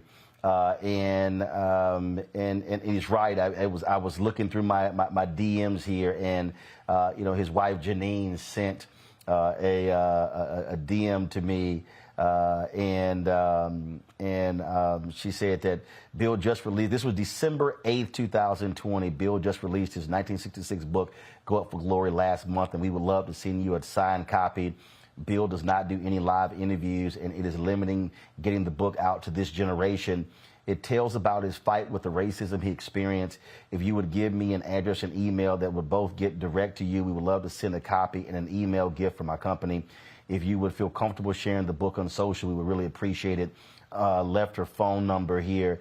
And a lot of people today, Carrie, don't necessarily want to read those books, but I dare say we can learn a whole lot reading in Bill Russell's own words, reading Jackie Robinson's I Never Had It Made, to understand and to better appreciate today's athlete, because they created the modern day NBA, the modern day NFL, the modern day Major League Baseball because of what they endured. That's absolutely good. I mean, Roland, the fact that you have that message from her is history in itself. And I want to thank you for doing this. I have to give you your props, because so often we forget the people who built the game and they don't get their respect. And Bill, I had the opportunity to interview him several times. I've met him several times. He was always there for the game. The last time I saw him was last year at a game, and he was sitting there and he was so fixed and locked in, talking to the players, but most importantly, being himself, being as, sarcastic as he can be, being as honest as he is. And it was such a pleasure to see these young kids, first year in the league, talking to Bill Russell and getting that education. Oftentimes, they only can look at, YouTube clips, if you will, so you can see what he meant, but it still doesn't really make it clear. It's not palpable for this generation. And that to me is a missed opportunity. So now that we have an opportunity to sit and talk about him and what he's done for this game, it is unheard of. It really, truly is unheard of. He was such a beautiful activist. Before there was Shut Up and Dribble, there was Bill Russell, unapologetic, unafraid, living his life out loud in circumstances some would have said would have been too difficult to bear. Instead of putting his head down and doing his job, he did it with a very quiet rage that I appreciated. And I think there are so many of us who look at today's athletes. I know I talked to some players the other day, more specifically Kevin Garnett, who had that beautiful conversation with Bill Russell. And Bill said, I'm watching you. This is when he was with the Celtics. He was like, you wrap your arms around these players. He was like, you don't drag them along, you wrap them around these players and you guys will win 2 or 3. And it was such a beautiful conversation. And at the very end, he said, and if you don't do it, it's fine because you've already won. It was just, to me, if I could really crystallize that moment from Bill talking to Kevin Garnett and what they went through playing in Boston, but realize at the end of the day what it was all about. Bill personified that. Again, Roland, I'm really happy that you're doing this. We need you. You know that. Carrie, I wanted you and Greg to comment on this. Your girl Jamel Hill posted this, her piece on him, but I just love how she opened it. And she said, not many people can make Charles Barkley, the former NBA MVP and legendarily outspoken broadcaster, pipe down. But it was Bill Russell who did so. My iPad literally just died on me while I was reading. So let me go to my phone and pull this article up because I got it for the audience who didn't see Jamel's piece, y'all. You got to read it. Because even if you just don't get past the lead, it's just perfect example who Bill Russell was. So folks, so this is what Barkley said, y'all. He called me, Charles Barkley, this is Bill Russell. I said, oh, hey, Mr. Russell. Barkley told me, he said, I need you to shut the fuck up. I said, okay. Russell had seen Barkley on television complaining about how much he paid in taxes. Russell was displeased with Barkley's comments. Russell said, son, let me tell you something. You grew up poor. You went to public school. And I bet the police came to your neighborhood when somebody called the cops. I said, yes, Mr. Russell. He said, somebody was paying those people and you didn't have any money. I don't ever want to see your black ass on TV complain about taxes again. And Barkley said, I never did. That is a phone call, Carrie. I think, okay, so let me explain something to you. Do you remember when Bill flipped off? You remember that in the game? Did you guys talk about this already? Did I miss it when he gave the middle finger, he gave the bird on live television? Do you guys remember that? No.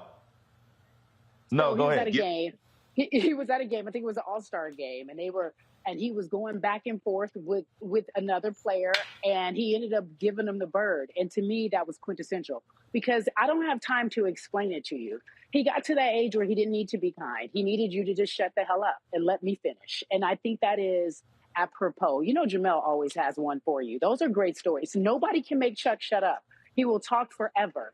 And out of respect for who this man was, and he knew it. Bill knew it. Bill knew if I said, I need you to shut the hell up, Chuck was going to shut the hell up. And it was no questions asked. And that was what I loved about that man. Don't play with him and how he felt about this game. I need you to respect it. And if you're out of line, you're out of line. You have to sit back and think, one, I can't believe that he is so in tune to what is happening in this on every level of the game. I saw Bill at an overtime game, right? That's not even a professional league. He loved the game so much. He's watching these amateurs play and talking to them like, listen, sit down, young man, and listen to what I shut up and pay attention. And that was for everybody, Chuck included. And I love it. And of course, Jay has to start it with that. You're right. That article was great.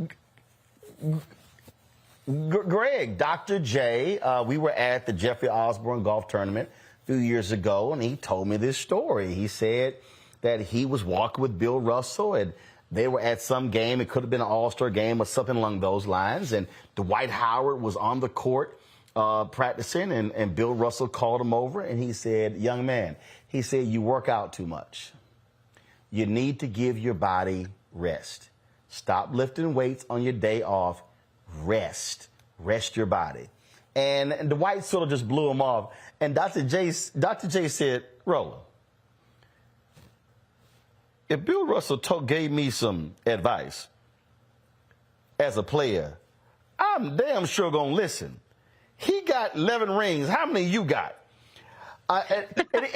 So to what Carrie just said, the man retired long ago, but he was still passing on his knowledge of the game to the next generation? Absolutely. I mean, we just heard, of course, we did what you read from our sister Jamel Hill, and it's an honor, of course, to be on the same conversation with Sister Carrie Champion, another one of our great word warriors in that long tradition. And you know, as she said, and as we've heard everybody today, Bill Russell remained the same. I mean, yes, of course, there are all the championships. There's also the fact that he declined to go down the street in Massachusetts to be inducted into the National Basketball Association Hall of Fame. He said, I have no respect for the Hall of Fame. He calls out racists like Adolph Rupp and them. He said, basically, that's a place that's political. They made it up for their own rules. You ignore Bill Russell at your peril. Now, Bill Russell, who was notorious, at least among those who thought that he owed them something for not signing autographs, he tells a story. He said, I was in the airport at Cleveland one time reading the newspaper, and this little guy came up to me and said, Wilt. I didn't look up. He walks away, comes back and says, why didn't you tell me you were Bill Russell? Russell said, you didn't ask. Then he says, you signed my autograph. He said, I don't sign autographs. He said, we made you. And Bill Russell said, and I'm going to quote this directly because he said, this made me smile. He said, pardon me, sir. This is what Russell's told the man. I said with a smile. But it seems that the next logical step here is for you to kick my ass. He said, the man stepped back and said, what do you mean? Bill Russell said, well, I was just standing here, not saying anything, not bothering a single soul. Then you come along and start a conversation I don't enjoy. So it seems to me that the next step is for you to kick my ass, because if you're not going to, you may as well leave me alone. He said the man left him alone. I'm saying when you step to a guy who is bursting with muscle like Dwight Howard, who is not in the Hall of Fame the way Bill Russell got in the Hall of Fame and didn't even go to the induction, and you give him some advice as to stop working out so much and he blows you off, please understand that Bill Russell, if he was the age of Dwight Howard right there, would have kicked Dwight Howard's ass all over the court, because not only, as our brother Michael Harriot reminded us, another journalist wrote about this yesterday, Bill Russell jumped a high jump of 7 feet. Do you understand? He wasn't working out all the time. In fact, he already had an injury. He was playing basketball. He doing track to stay in shape. And then when they said, well, you want to continue? He said, no, I'm good. I don't want to strain my basketball injury. Dwight Howard got all them muscles, but he averaged 22.5 rebounds for a career. Like Bill Russell, you got to listen to this man. So anyway. I'm just saying, Carrie, your final thoughts. Listen, I'm going to make this real succinct. He was ready for all the smoke. He never not was ready for the smoke. He wanted it all, and he did that until the day he was gone. And I appreciate that. He was always the same. Some of these players today could learn a lesson about being as authentic as you can possibly be, but keep the main thing the main thing. And he did that.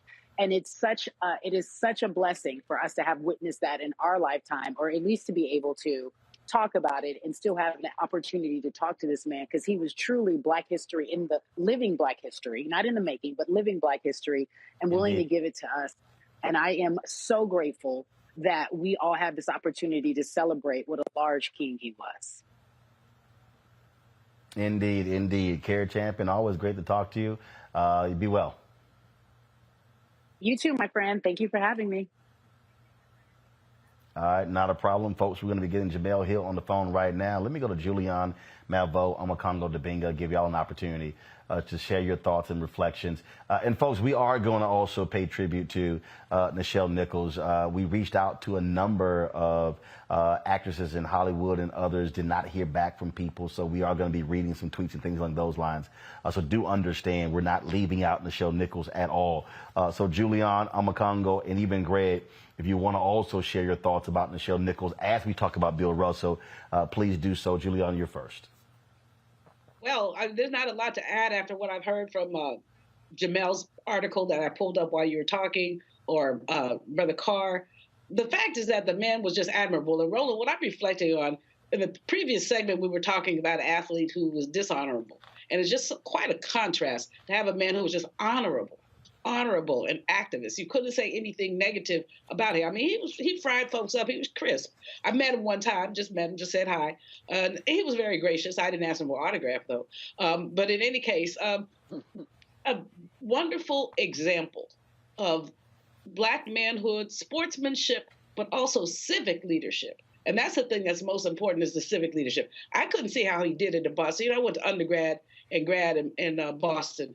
And I wouldn't go to the Garden because the white people would throw soda on you and do all kinds of stuff. So if they would do that to people sitting in the stands, you have to wonder, what did they do to people who are up on the court? But you had to have that same kind of Jackie Robinson courage to simply say, I'm not going to let this bother me. I'm going to do what I have to do. And that's what he did. And that's just a tribute to an amazing man. I'm a Congo. So, you know, I'm born and raised in Boston. So I'm growing up at the time, you know, where the Celtics are starting to become, you know, that white team, you know, after all of the great history that was talked about. But we always, you know, looked up to Russell. We always looked up to what he did for us, what he did for our community. And people talked a lot about his activism and all of the great things that he did in sports as well. And one of the things I want him to be remembered for is not only his continued investment in younger players, but also his continued investment in younger people.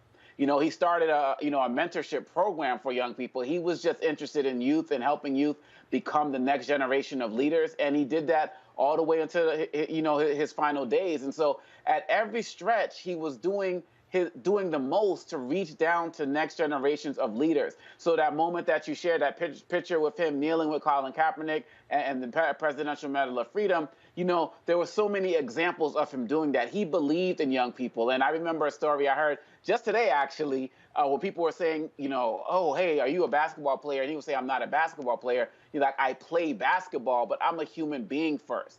And so the lessons that we need to take from him is that he believed, you know, in that common humanity. He believed that there are more things in common that separated us. And he talks about all of the racism, all of the things he experienced. As his daughter said, he always said that if he dies, going to heaven might be a downgrade because playing with his teammates in the Boston Celtics, it doesn't get any better than that. So this was a brother who, throughout the worst of times, was able to find the joy and the beauty in the experiences that he was having, even as he challenged all of the ignorance and racism and hatred outside of that. He was always able to live not for the moment, but in the moment. And that's a spirit and an energy that we can also take. And there's nothing else I can add in terms of his legacy. Just, you know, rest in peace and power, and thank you. Folks, there is breaking news. President Joe Biden right now is addressing the killing of al-Qaeda leader Ayman al-Zawahiri, who was killed in a U.S. airstrike in Afghanistan. We will stream that later, but I don't want to interrupt our tribute to Bill Russell and Nichelle Nichols. I do want to go right down to the professor, Kevin Blackistone, longtime journalist, University of Maryland professor, and always glad to have him, get his thoughts and perspectives. Kevin, what I love when I'm seeing these stories, I'm loving the fact that whether it's Associated Press, the New York Times, whether it's black newspapers, whether it's other outlets, that they are not defining Bill Russell solely through the prism of basketball. When we were at that Jackie Robinson Museum last week, it was phenomenal to see that, look, yes, he was the first baseball player in white races, Major League Baseball, but it was what he did after that and the activism and black banks and all of that. And here was Bill Russell still with us, who was on the front lines. This was not a man who just sort of drifted into anonymity. He was there and made it be clear that he walking history and someone who put it on the line and was willing to challenge Jim Crow and to look it dead in the eye and say, I will not back down. Yeah, I mean, it's hard to put Bill Russell in a box. And I think a lot of people have tried to do that the last few years. When you hear conversations about Bill Russell, great basketball player, social justice leader, spoke his mind. But, you know, he's much more complicated, and his life was much more nuanced than that, I think. And one of the things that has always struck me about Bill Russell is the fact that he is, in fact, as revered and celebrated as he is. Because really, if you think about it, it really doesn't make sense, right? I mean, here's a guy who was we know about the social justice stances that he took, that he marched, but he was critical of Martin Luther King Jr. and the nonviolent movement. He was supportive of the Black Panthers, right? He held a walkout on the league that in which he became a star. He was critical of the Globetrotters. He did a lot of things that always made me wonder, and living in the and working in the city of Boston, it made me wonder, so why is it that he is as revered and celebrated as he is? He really, some people have written he's the greatest basketball player. He wasn't the greatest basketball player. He wasn't even the greatest basketball player of his own era. That was Wilt Chamberlain, without question. But he had this part of him that I think he never kind of objected to Americanism or American ideals, if that makes sense. I mean, you think about it, what is he celebrated for in terms of basketball? He's celebrated for his defense. He's celebrated for rebounding. He's celebrated for not having to be the focal point, the superstar on the court. He's celebrated for being on an integrated team and being a critical part of that team, being a champion year in and year out. And he basically never lost, and he first burst onto the scene in the '56 Olympics. So to me, he's a very complicated figure in American history. And that's why I think you see what you just laid out, all these different things that people are saying about him, because you really can't put him in a box. He's very, very unusual personality. And think about this, one other thing. So Wilt Chamberlain, right, is the dominant figure in 1960s basketball. But he denounced the Panthers. He embraced the GOP. He was like Jack Johnson in that he was profligate and made no secret of his desire to sleep with white women. But Bill Russell would go on and marry a couple of white women as an adult, after his career, more or less. But that wasn't, that was never a problem for him like it was for Wilt Chamberlain with the Black community. So as I say, he's very, very complicated individual. It's interesting, as I heard you describe him, and I'm going to bring in Greg Carr in this as well. As I heard you describe him, I swear you were describing Kareem Abdul-Jabbar. And the reason I'm comparing these two, Kevin and Greg, is because these were two thoughtful, deliberate, smart, intuitive, well-read Black men. And they weren't loud, they weren't abrasive, but they carried themselves in a way with a seriousness of purpose, which is why, Kevin and then Greg, I think about that Cleveland summit. Sure. And who was there? Standing with Muhammad Ali, Jim Brown, Oscar Robertson, Kareem, Bill Russell, and others. Right. But we also have to remember that most people have a false impression of that picture and the Cleveland summit, because Bill Russell and everyone else showed up to try and convince Muhammad Ali to drop his opposition, his protest to the Vietnam War and get back in the boxing ring. And in fact, Jim Brown had an economic interest in doing so because he was invested in Muhammad Ali's next fight. But the amazing thing to that was this young boxer from Louisville who had become a Muslim told these emperors of Black masculinity in the United States at the time, you all are not changing my mind. I have this, I have this conviction. And then they come out to the press conference, Bill Russell there, Kareem, and they support him. The interesting thing about that picture, though, is that Kareem, then Lou Alcindor, was the one black Olympic athlete, who did boycott the 68 games, right? And came out and said he did so because he wanted to teach black youth back in Harlem. But yeah, I mean, Bill Russell was there. And that point there, Greg, that they had one thought, and Ali made his position clear, and then they said, fine, we're going to stand with you.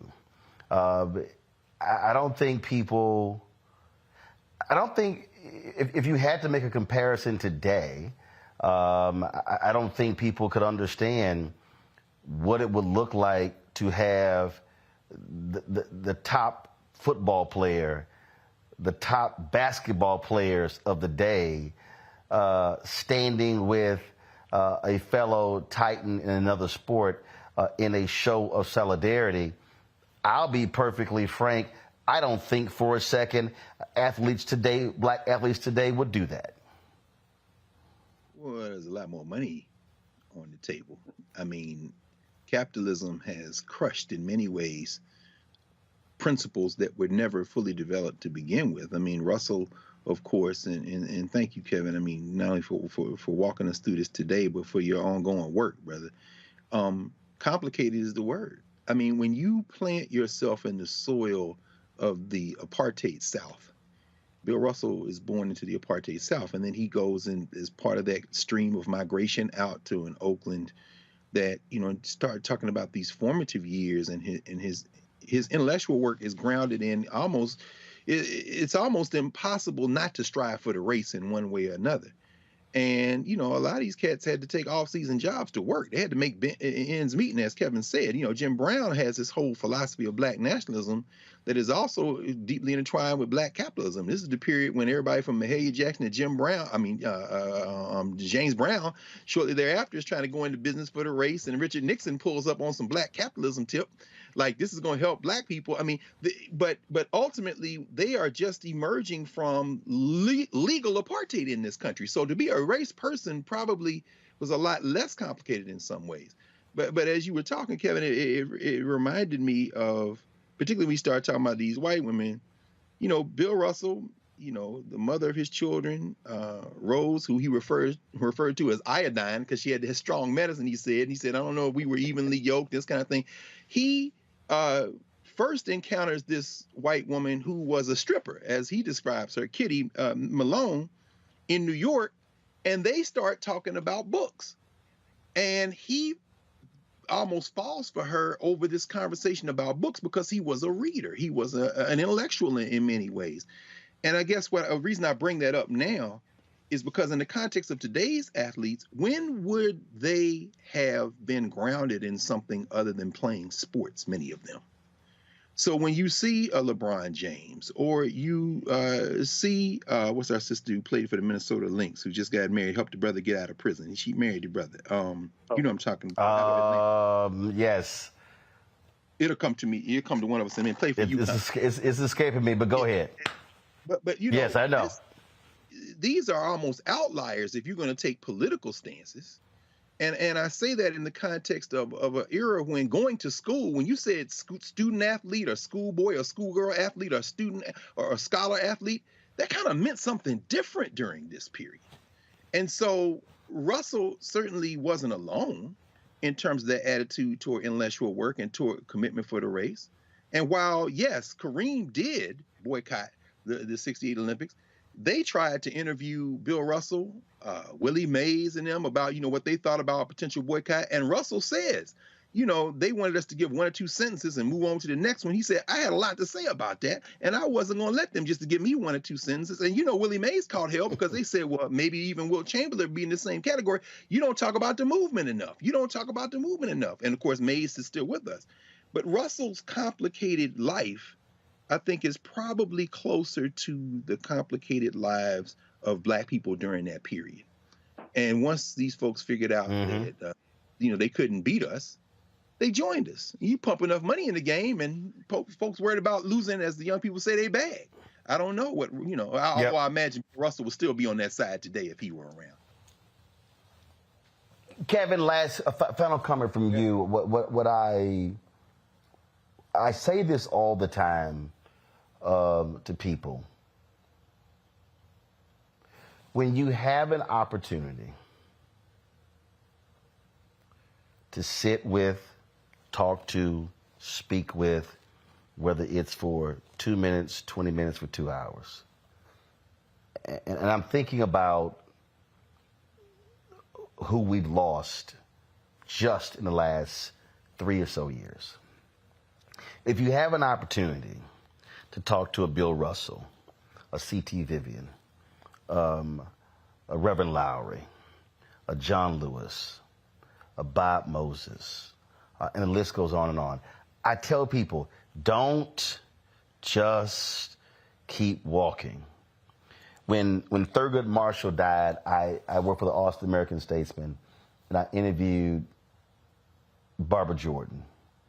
And she said, Kevin, we used to sit at his feet and just listen as he taught. And I would dare say, any NBA player who had an opportunity, whether it's about basketball game of life or civil rights or whatever, I don't care what, if you got an opportunity to interface with someone like that, you don't let the opportunity pass, because they're not going to be with us for forever. No, absolutely. And, that just goes for, I think, just being intelligent and taking opportunities. Like anytime a friend of mine says their son or daughter is going to Howard, I say, you got to take Greg Carr. You got to take a class with him. Who's he? This is who he is. And to your point, Roland, I mean, and this gets back to Bill Russell. One of my favorite writers of all time is Douglas Turner Ward, who, by the way, used to be a great football player from the South. Went north to play football in college, got hurt, became the sports editor of the Daily Worker, replacing Lester Rodney. And I chased him down once a few years ago and to talk to him about one of his plays, which I thought was brilliant and spoke to some things that were going on in sports, and that's A Day of Absence. And I called him after the Milwaukee Bucks walked out of their game in the bubble, and we were just talking about his experiences and people he knew.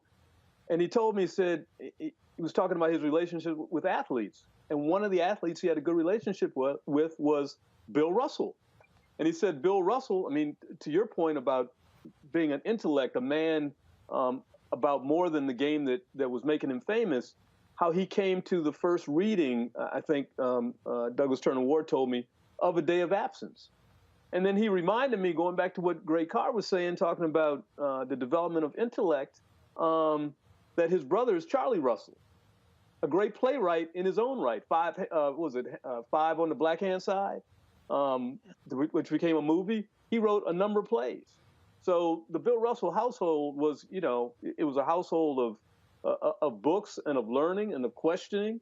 And he used the game as a platform to do what he really wanted to do. And that's the message that, and I don't just say that for athletes. I say that for all of us. If you're a black journalist and you're not doing things to try and highlight inequity as it affects people of color, then you are wasting your opportunity as a black journalist, right? If you're a black chef, you should be involved in trying to help in hungry, the situations of hungry people in your community, the situations of poverty. I mean, no matter where we're at, we have to be involved in that struggle. And Bill Russell was involved in that struggle using the platform of basketball. Indeed. The professor, Kevin Blackistone, always glad to have you on the show, brother. Thank you so very much for participating in our salute to Bill Russell. Thank you all. Absolutely. Barbara. Yes, indeed. Wow. Folks, I found two guests. Greg, you still with us. I found two guests. My man Roy Johnson, columnist with AL.com, longtime top executive editor at Sports Illustrated, and Jemele Hill, media magnate, formerly with ESPN, with papers in Detroit. She's covered basketball and sports for quite some time. Glad to have both of them here. Two of my NABJ folks, our Black Journalist Convention is this week in Las Vegas, so I will be there, y'all, Wednesday night. Glad to have both of you here. Jemele, I had your girl Carrie Champion on earlier, and I read the quote from your piece in The Atlantic. That Charles Barkley story was so perfect. But I read another, but it was just perfect. But I read another one today that blew me away, Jemele, and it was a tweet from Jon Stewart. Jon Stewart tweeted out, and this was his comment here. He said, Bill Russell was one of the kindest, most thoughtful people I've ever met. Once called out of the blue because he thought I looked sad on TV. Best pep talk of my life. R.I.P. And then his daughter, Karen Russell, responded to his tweet. John, Bill's daughter here, Daddy adored you. He loved being on the show. Dad knew how important artists like you were in making change. I remember having the nerve to pull a prank on you. Well, you and Daddy laughing about it. I have a picture with you too, but I can't find it. That crazy. Bill Russell giving Jon Stewart a pep talk because he looked like he was sad. And Bill Russell telling Charles Barkley, shut the fuck up about Texas. Yeah, and you probably had conversations with Charles, and I'm sure some of the other panelists have as well. I'm sure Roy has. And so, Charles is just a mountain of stories. And there was a lot of stuff that I didn't even get a chance to put in my piece for The Atlantic. Because I asked him, I asked Charles why he thought Bill Russell took such an interest in him. Because Bill Russell called him out of the blue when they had that conversation, much like he did with Jon Stewart, as he discussed in his tweet. And, Charles said it's because he knew that I was fearless and that I had something to say. And I think he wanted to make sure that Charles understood the responsibility that he had with his platform.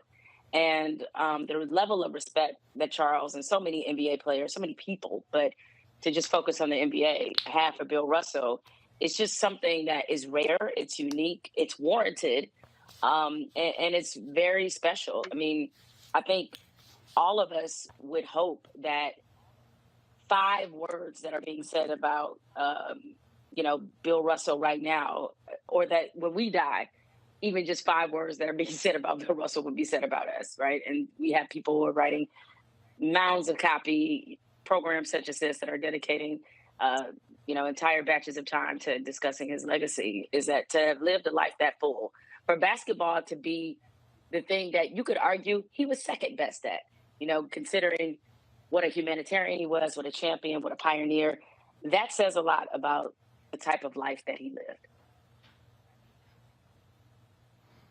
Roy Johnson, you have covered sports for a very long time, and I dare say, ain't that many other icons in sports who could come close to Bill Russell?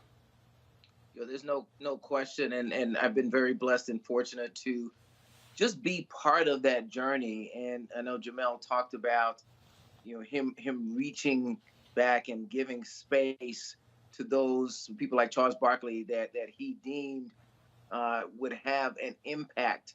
And so he opened the door for young journalists like me and others, whether it was Michael Wilbon, Ralph Wiley, those of us who were part of that generation, Jemele. I think he recognized how important we were to the dialogue, to the narrative, to the diaspora. I did not see him play, so I can't say and rank him in terms of watching him play. where he sits. All I know is, like everyone else says, I know about the rings. I know he was just, the formidable shot blocker. He was an intimidating force. But I didn't watch him play. But he did give an open door to a young journalist who had the audacity to reach out to him and just say, hey, I just want to talk to you. And he always called me Roy Johnson Jr. I'm not a junior. I don't know where he got that from. He called me Roy. But that's, I don't know. But I wasn't going to correct him. I'm not going to correct Bill Russell, right? So he said Roy Johnson Jr. Hey, he would use the whole name every time he saw me. He said Roy Johnson Jr. I said, well, okay, cool. I'm not a junior, but hey, we're going to have this conversation. So there were a number of athletes, coaches, John Thompson was another one, that gave us a window into their world because they knew how important we were to helping to drive the narrative about Black issues, Black athletes, Black challenges in the sports world and beyond. So I'd love to just share a couple of different aspects about Bill. I know you had people come on and talk about him from an athletic point of view and from a civil rights and iconic point of view. In 1981, I was fortunate to do a story on a guy named Phil Wolpert, who was Bill's college coach at USF. So we don't often think about athletes before they were great. And recruiting was very different back then. Bill Russell grew up in Oakland. He kind of ended up at the University of San Francisco. And the coach didn't even know much about this kid. In the story, he described him as a gangling kid. Said he was a poor shooter. Said he was tall, he could jump. And I remember thinking, we made the commitment. We might as well keep him, right? So, of course, at USF, he had a great career.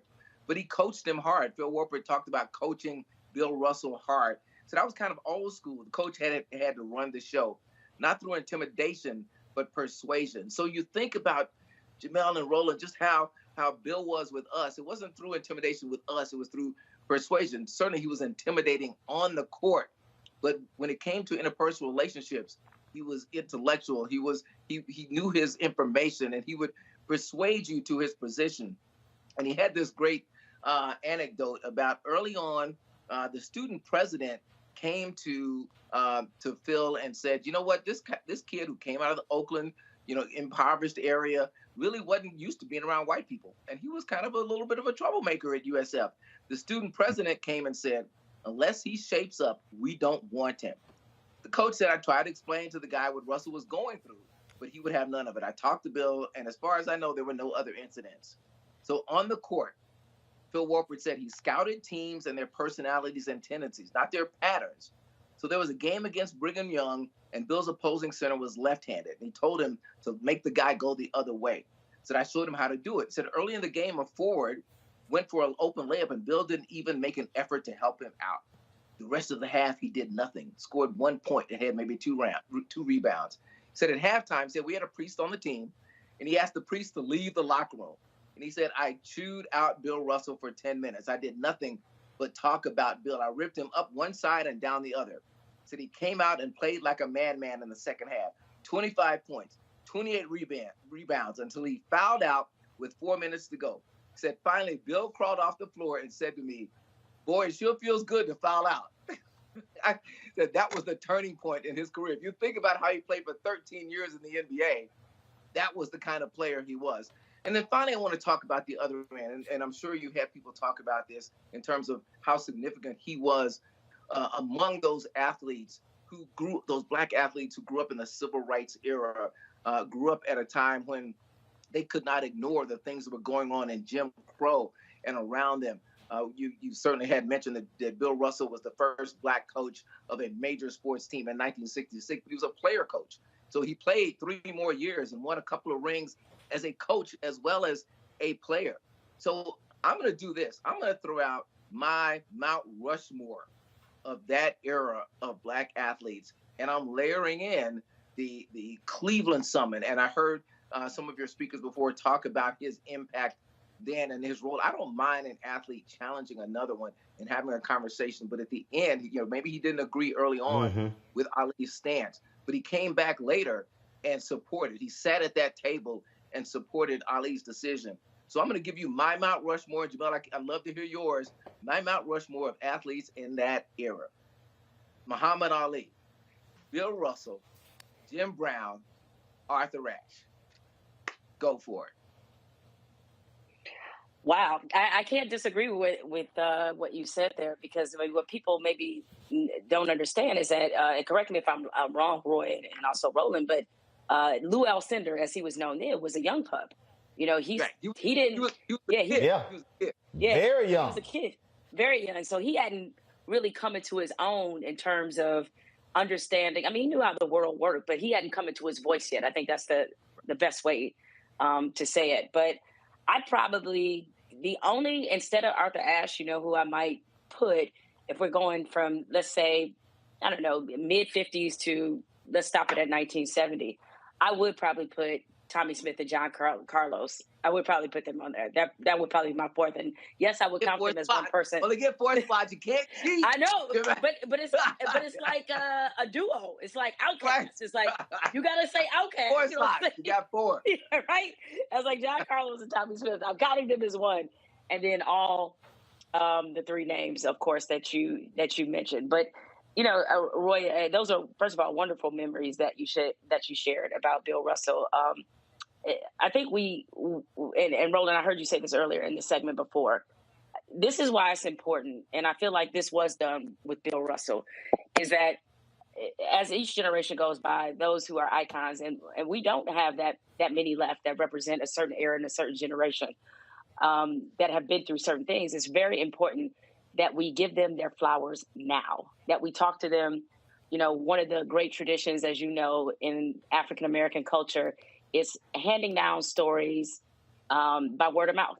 And I got a chance to meet Bill Russell once, and I was just trying to be quiet. That was literally all I wanted to do. It was a room full of people. I don't know how I got into this room. And, you know, it's only 2 athletes that have caused me to really be that way, because obviously as journalists, you want to engage in the sense of like, just to pick this person's brain. But as he was talking to other people, I just wanted to listen. It was Bill Russell, and the other is Muhammad Ali. I got an opportunity to meet him when he came to Michigan State when I was covering the team then. And I have one of my prized pictures, my prized possessions, is I have a picture on my television stand. Muhammad Ali kissed me.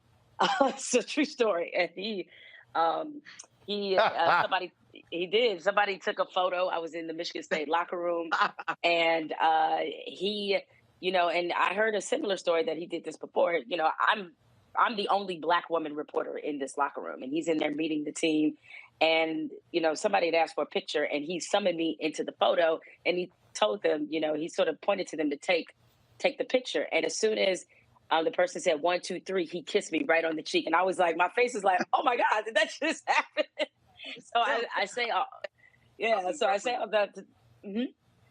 Think about what that kiss probably represented. You couldn't do that today, right? I mean, it is my prized possession. I promise you. It was like an acknowledgement of like the queen in the room, right? Correct. And knowing Ali, and I met him a few times as well. Ali was Ali, but he was also acknowledging you. He was acknowledging you for being the only sister in the room. And that's what I say about that era of Black athletes. They recognized not just what they were doing, but what was coming along behind them.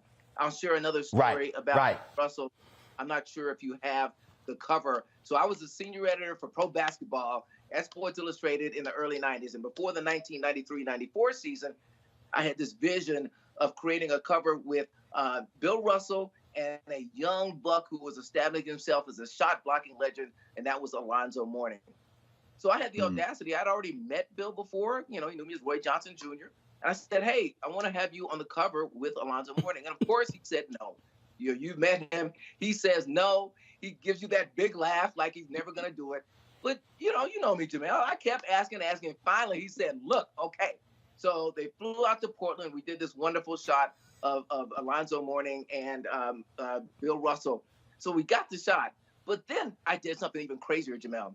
Once the cover came out, and as journalists, we don't ask for autographs very often. And maybe I just had a sense that, you know what? If I can get Bill Russell's autograph, because he didn't do autographs, right? He would politely just say, right. I just kept asking. I went after him about 100 times. Finally, I kept the cover with me. And finally, at an airport, he signed it. So there you see it. I still have it. I have it have it framed Alonzo Mourning and Bill Russell. And I'm sure he put my name on there just to ensure that I didn't try to sell it in the marketplace. But who's going to do that? I was not going to sell that autograph. So I've seen one other on the internet today. Somebody has a signed book from him, but I don't know if anybody else has got Bill Russell to sign an autograph and put their name on it, right? So, but it's another great. So I was so persistent. I was persistent as he was, that he finally said, "Just give me the cover. Just give it to me." No question. The one of the reasons why we do these is because look, we watch mainstream and we see how when our icons pass, sometimes they don't get the same type of coverage.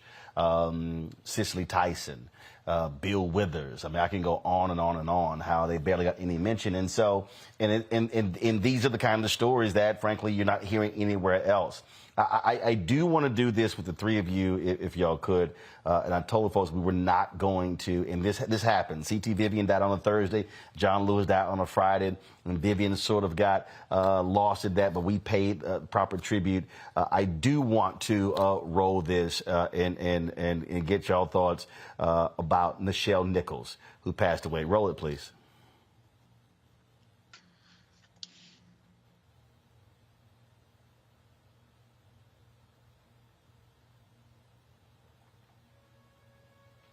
Folks in the control room, Brother Memoriam, please.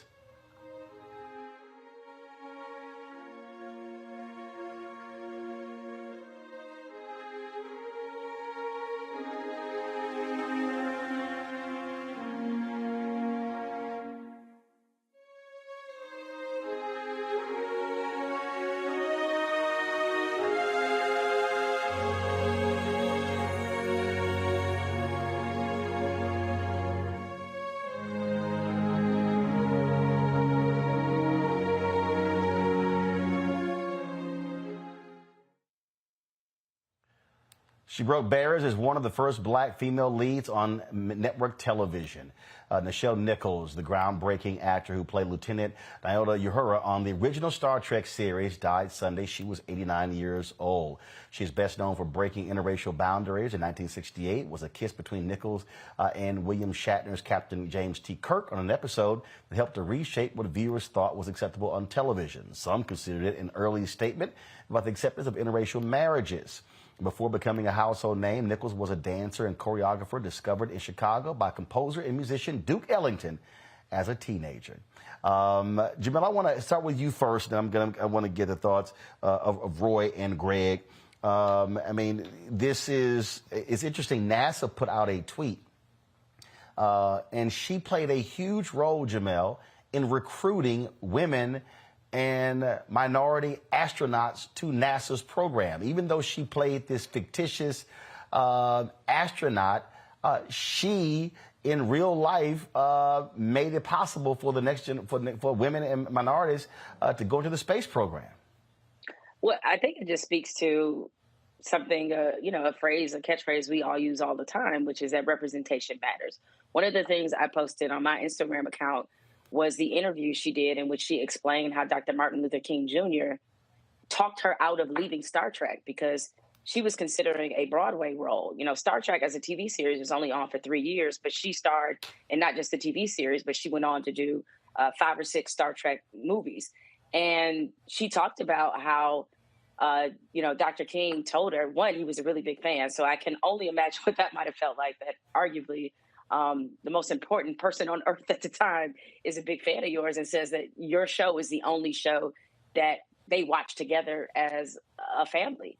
And he told her that her presence on network television was giving people a picture of Black people, Black women that they did not often see. You have this graceful, intelligent, wonderful woman playing this role and doing something that was unimaginable, obviously, at the time, which is being in space and living in space. So that in itself, pushing those boundaries, that limitlessness that comes with, was very important for people to see. I mean, I was not born when Star Trek was actually on the air, but my mother was a big Trekkie and brought me into the series. And as much as I love the movies, the original Star Trek, and this is no disrespect to the next generation, the iterations that have come later, but that original Star Trek is something else. And I certainly, as just a young girl growing up, to see her on screen playing this type of role, doing something that they didn't say that we could do in a place where we're not supposed to belong. I thought it just made such a tremendous impression on anybody, particularly Black people who are watching. Although it's kind of funny when you think about it, is that for some reason it seems so unbelievable to some people that you would cast this Black woman to be part of this, space unit. And I'm like, but y'all got purple chicks, you got like people who are green, you got people with 3 heads, but yet it's so odd that you would have a Black woman in space. And so she was a wonderful actress. She meant a lot to our people, and just her presence there, it really was truly a tribute and a testament to just what we could be. She was among those that helped us dream beyond the borders of our minds. So it was incredibly heartbreaking, but I'm glad that we were able to bask in the incredible gift that she left us with.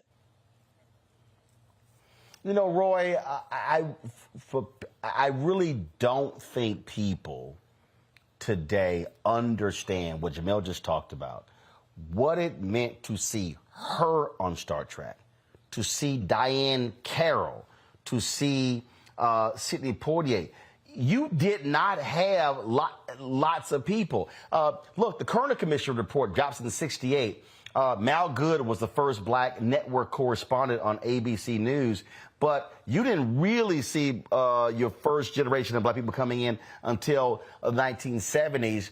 And so it was huge when Black people actually saw Black people on the air. And it was sort of like, if you see it, you believe it, even though it was fiction. I loved Jamel's erudite, intelligent, generational perspective on Lieutenant Uhura and what she did for us and what she represented. But let me say this. You're absolutely right. I was there with Jamel's mom, right? When if there was a Black person on television, phone and said Black on TV, right? And I don't know. So right now, and I'll step into this space. You can draw a direct line from this role to Issa Rae and Insecure, right? There is a tree there. There is a genetic tree that you can draw. But think about, for a generation of Black boys, I was in 1966, so I was 13 years old. Think of a generation of young Black men, what it meant to see her, not just see her in this role, in a dynamic, intelligent role as one of the leaders on this ship, but they made it very clear that she was fine. All right, so we're just gonna go there. They did not hide that. Hold on. See, I was waiting to I was waiting. See, I knew when he said, a 13-year-old Black boy. I was waiting for you to just get around to it. Ooh, Lord, they put a fine Black woman on. Greer, that's right. Pam Grier just threw us all out, right? So, so I love what Jamel said, and we honor the sister and all of that. But it was like, okay, who was your first TV crush? She'd be right up there on the list. So, but it's humility and honor, and it was so important. It was vital. You can draw that direct line from that role on Star Trek. And look, I'll even go back and say, the first color show I saw on television was Star Trek. My dad, who had a store, some people know I grew up in Tulsa, Oklahoma. My dad owned a store on Black Wall Street. As a businessman, he bought our family a color television. And I remember walking in and turning on the television, and the first show that I saw in color was Star Trek. And it was the episode with the green monster. So it was not just the fact that she was on the show, but I saw her in living color. And so for a generation of Black men like me and women like your mom, Jamel, that was vital. That was critical. And the fact, again, that was a role that to this day has impacted millions, has impacted generations. She always operated with class. She always operated with dignity. She always operated with intelligence. And so, for all of that, we salute her. We acknowledge her. I think and I hope that she recognized how loved she was before she passed, because I think people did continue to give her deserved flowers. But let's be real. She made a whole bunch of us turn on that TV every week when Star Trek came on. And we didn't know what was going on at the time with our bodies, but we were like, okay, all right. Yes, sir. Yes, sir. Greg Carr, you get the last word on Nichelle Nichols and how critically important she was to our history, American history, television. I'm glad you made a distinction, Roland, between our history and American history. Because if we're talking about carving faces and putting them up against one another, I'm a child of the South, born in 1965. So, Roy, I echo that, brother. I'm more of a 70s kid, but on that mountain of carved faces alongside our sister Nichelle Nichols and, of course, Pam Grier, I probably put Shaka Khan on that mountain. And also, to go back to the previous gesture toward Mount Rushmore, Wilma Rudolph, quite frankly, because I went to Tennessee State. So I'm thinking about in terms of our community. Althea Gibson obviously had retired by 1958, but when you start looking at the Black press and you start talking about multi-talented folk and folks who, in Wilma Rudolph's case, stood for social justice in our community, I think Wilma Rudolph would probably rank and rate a place on both of those mountains if we were talking about that. But in terms of Nichelle Nichols, man, I mean, it's something interesting you said, Jamel. And again, far be it from me, with Roy Johnson and Jamel Hill here, talk about this outside significance of our people in American and world society. But something you said really resonated among many other things that both of you have said. I think what disturbed America so much about that kiss, and she writes about this in her memoir, Beyond Uhura, a name, by the way, she picked because she and Gene Roddenberry had worked together on a previous Roddenberry series, and she picked that name. She created that character. And then Roddenberry said, well, who do you think would play it? She said, I hope you talking about me. So that Nyota, and she said she could be South African, right? I mean, she was thinking in that vein. But I think what really disturbed people was the intimacy. See, cats and dogs don't kiss. They can't have babies, but it ain't but one race, a human race, one species. So the fear there is really built in intimacy in some ways. And, Bill Russell has said this as well. He said something about this. He said when people are angry or afraid, they tend to rally around things, a god, a flag, or something like that. Well, see, underneath fear is desire. So while Bill Shatner, that Canadian who still walks the earth, probably enjoyed that kiss, and as Nichelle Nichols writes, they cleared the set and made that the last scene they filmed of the day. And then they asked her, are you comfortable? She said, well, my mom and daddy were comfortable kissing. My grandparents were comfortable kissing. And her father's father actually had been with a white woman, and that was part of family lore. She said, so I guess I'm okay kissing him. That's very disturbing for people who trying to tell you you're not human at the time. Because underneath all that, when the lights go out, I guarantee you some of them people that were calling her the N-word, when the lights went out and they were watching their color TV, Brother Johnson, there was some desire in that. It was quite disturbing for them. So, I mean, Nichelle Nichols, and I'll end with this, a sister who, her mom was from Texas, daddy from Illinois. She grew up in Chicago. As you said, she was a singer first. She was a dancer. As a little girl, Lorraine Hansberry used to walk her to school sometime because Lorraine Hansberry's father had convinced her father to buy a house in a white neighborhood. I mean, she represented culture. She represented our people. She founded something called the Kwanzaa Foundation later in life. And of course, we know Star Trek was only on 3 years. Then it went into syndication. That's when we all saw it in the 70s in syndication. She voiced Uhura in the animated series, won an Emmy for that. And ultimately, like my mother, I'm sure your mother, Jamel, your mom, Roy, your mom, there was a dignity. And by dignity, I don't mean appealing for our humanity to white folk. I mean, out of our community, there was a way you carried yourself. It's something very significant for her to be the communications officer on that bridge, Because when she met and talked to Mae Jemison broke the NASA rules for 8 days straight when she was up circling the Earth and opened it up by saying, opening hailing frequencies. That was a gesture to the woman she called before she went up into space, and that was Nichelle Nichols. You know, as you say, Jamel, representation matters, and there's a way we should move through the world to remind people that we are not setting our standards by who you think we are, but who we are to ourselves. And Nichelle Nichols, I think, in many ways represented that. Indeed. Jamel, Roy, Greg, always glad to have the three of you sharing thoughts and perspectives. And we appreciate it tonight about Bill Russell and Nichelle Nichols, two who are now ancestors. I see.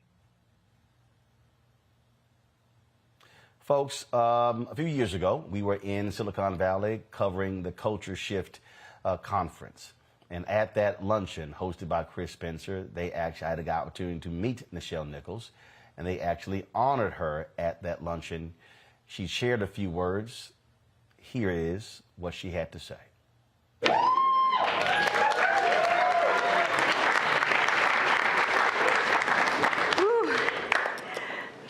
This is a wonderful time to be out with all of you. My name is Nichelle Nichols. I had to read it off of here.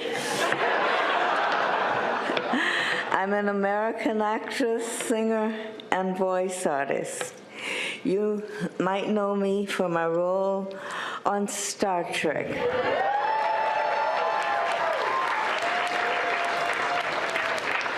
Where I play the communications officer, lieutenant, later commander, Uhura, aboard the USS Enterprise in the Star Trek television series, as well as the succeeding motion pictures. I like hanging around and keep working, you know. My role was groundbreaking as one of the first African-American female characters on American television not portrayed as a servant.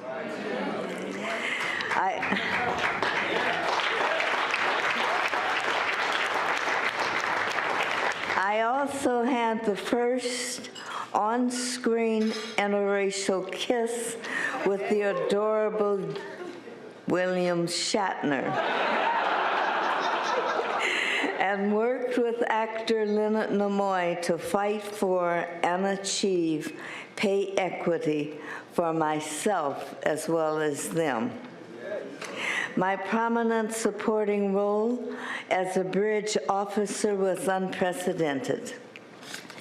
During the first year of the series, I was tempted to leave the show as I wanted to pursue a Broadway career. However, a conversation with Dr. Martin Luther King Jr. and an NAACP fundraiser changed my mind. Dr. King encouraged me to stay on the show, saying I could not give up because I was playing a vital role model for Black children and young women across the country, as well as for other children who would see Blacks appearing as equals. After Star Trek, I volunteered my time in a special and very successful project with NASA. I recruited the first minority and female personnel for the space agency. I am proud of my pioneering role on Star Trek and know that it inspired other women who look like me to pursue careers in STEM and beyond. As part of my legacy and to continue to strive for diversity, my manager and I producing Noah's Room, a feature film about a Black family that fosters a white child and forever changes their lives and the youth. We aim to have a diverse team of partners join us on this project, and as many female members of our crew as possible, including as our director. I am an unapologetic culture shifter, and you should be too. I thank you very much.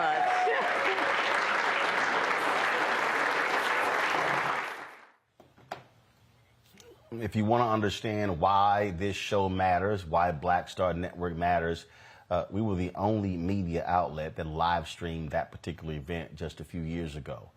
Folks, when it comes to honoring our culture, honoring our heroes, it's a little hard to do so if you're never in the room when they are there.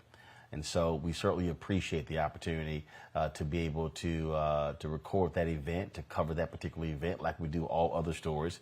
That's why we were in New York last week. So all of that matters. And so this is why Black-owned media matters. As Freedom's Journal said on March 16th, 1827, we wish to plead our own cause. Too long have others spoken for us. And that's why this is important. So we appreciate all of you who have spent the time with us honoring these greats. The folks on YouTube, y'all should easily be hitting that like button. We should be at 1,000 easy. Same with Facebook as well. And we want you, of course, to support us in what we do. When you hear us out here pushing these advertisers and these agencies to advertise, this is why. You need the dollars to be able to cover these stories. Unfortunately, when we lose our icons, we don't get the same amount of attention on mainstream media. There isn't lots of coverage. They don't give them their due. We choose to do so. That's why we do these level of tributes right here on the Black Star Network. So as I keep telling you, please download our app. We're on all platforms: Apple phone, Android phone, Apple TV, Android TV, Roku, Amazon Fire TV, Xbox, and Samsung Smart TV. And when you contribute to us, I can assure you where your dollars are going. When you contribute to us, and whether it's our Bring the Funk fan club, it matters. And so if you want to see us continue to do these tributes, to cover these stories, to be on the scene, please support us in what we do. Your checks and money orders can go to P.O. Box 57196, Washington, D.C. 20037-0196. And, of course, Cash App is $RM Unfiltered. PayPal is R Martin Unfiltered. Venmo is RM Unfiltered. Zelle is Roland at RolandSMartin.com. And so we thank you so much, folks. We appreciate all of you for joining us, and we'll see you tomorrow. And again, we say so long to two of our ancestors, Nichelle Nichols, who passed away Sunday at the age of 89, and Bill Russell, basketball player, activist, humanitarian, passed away at the age of 88. I'll see you tomorrow.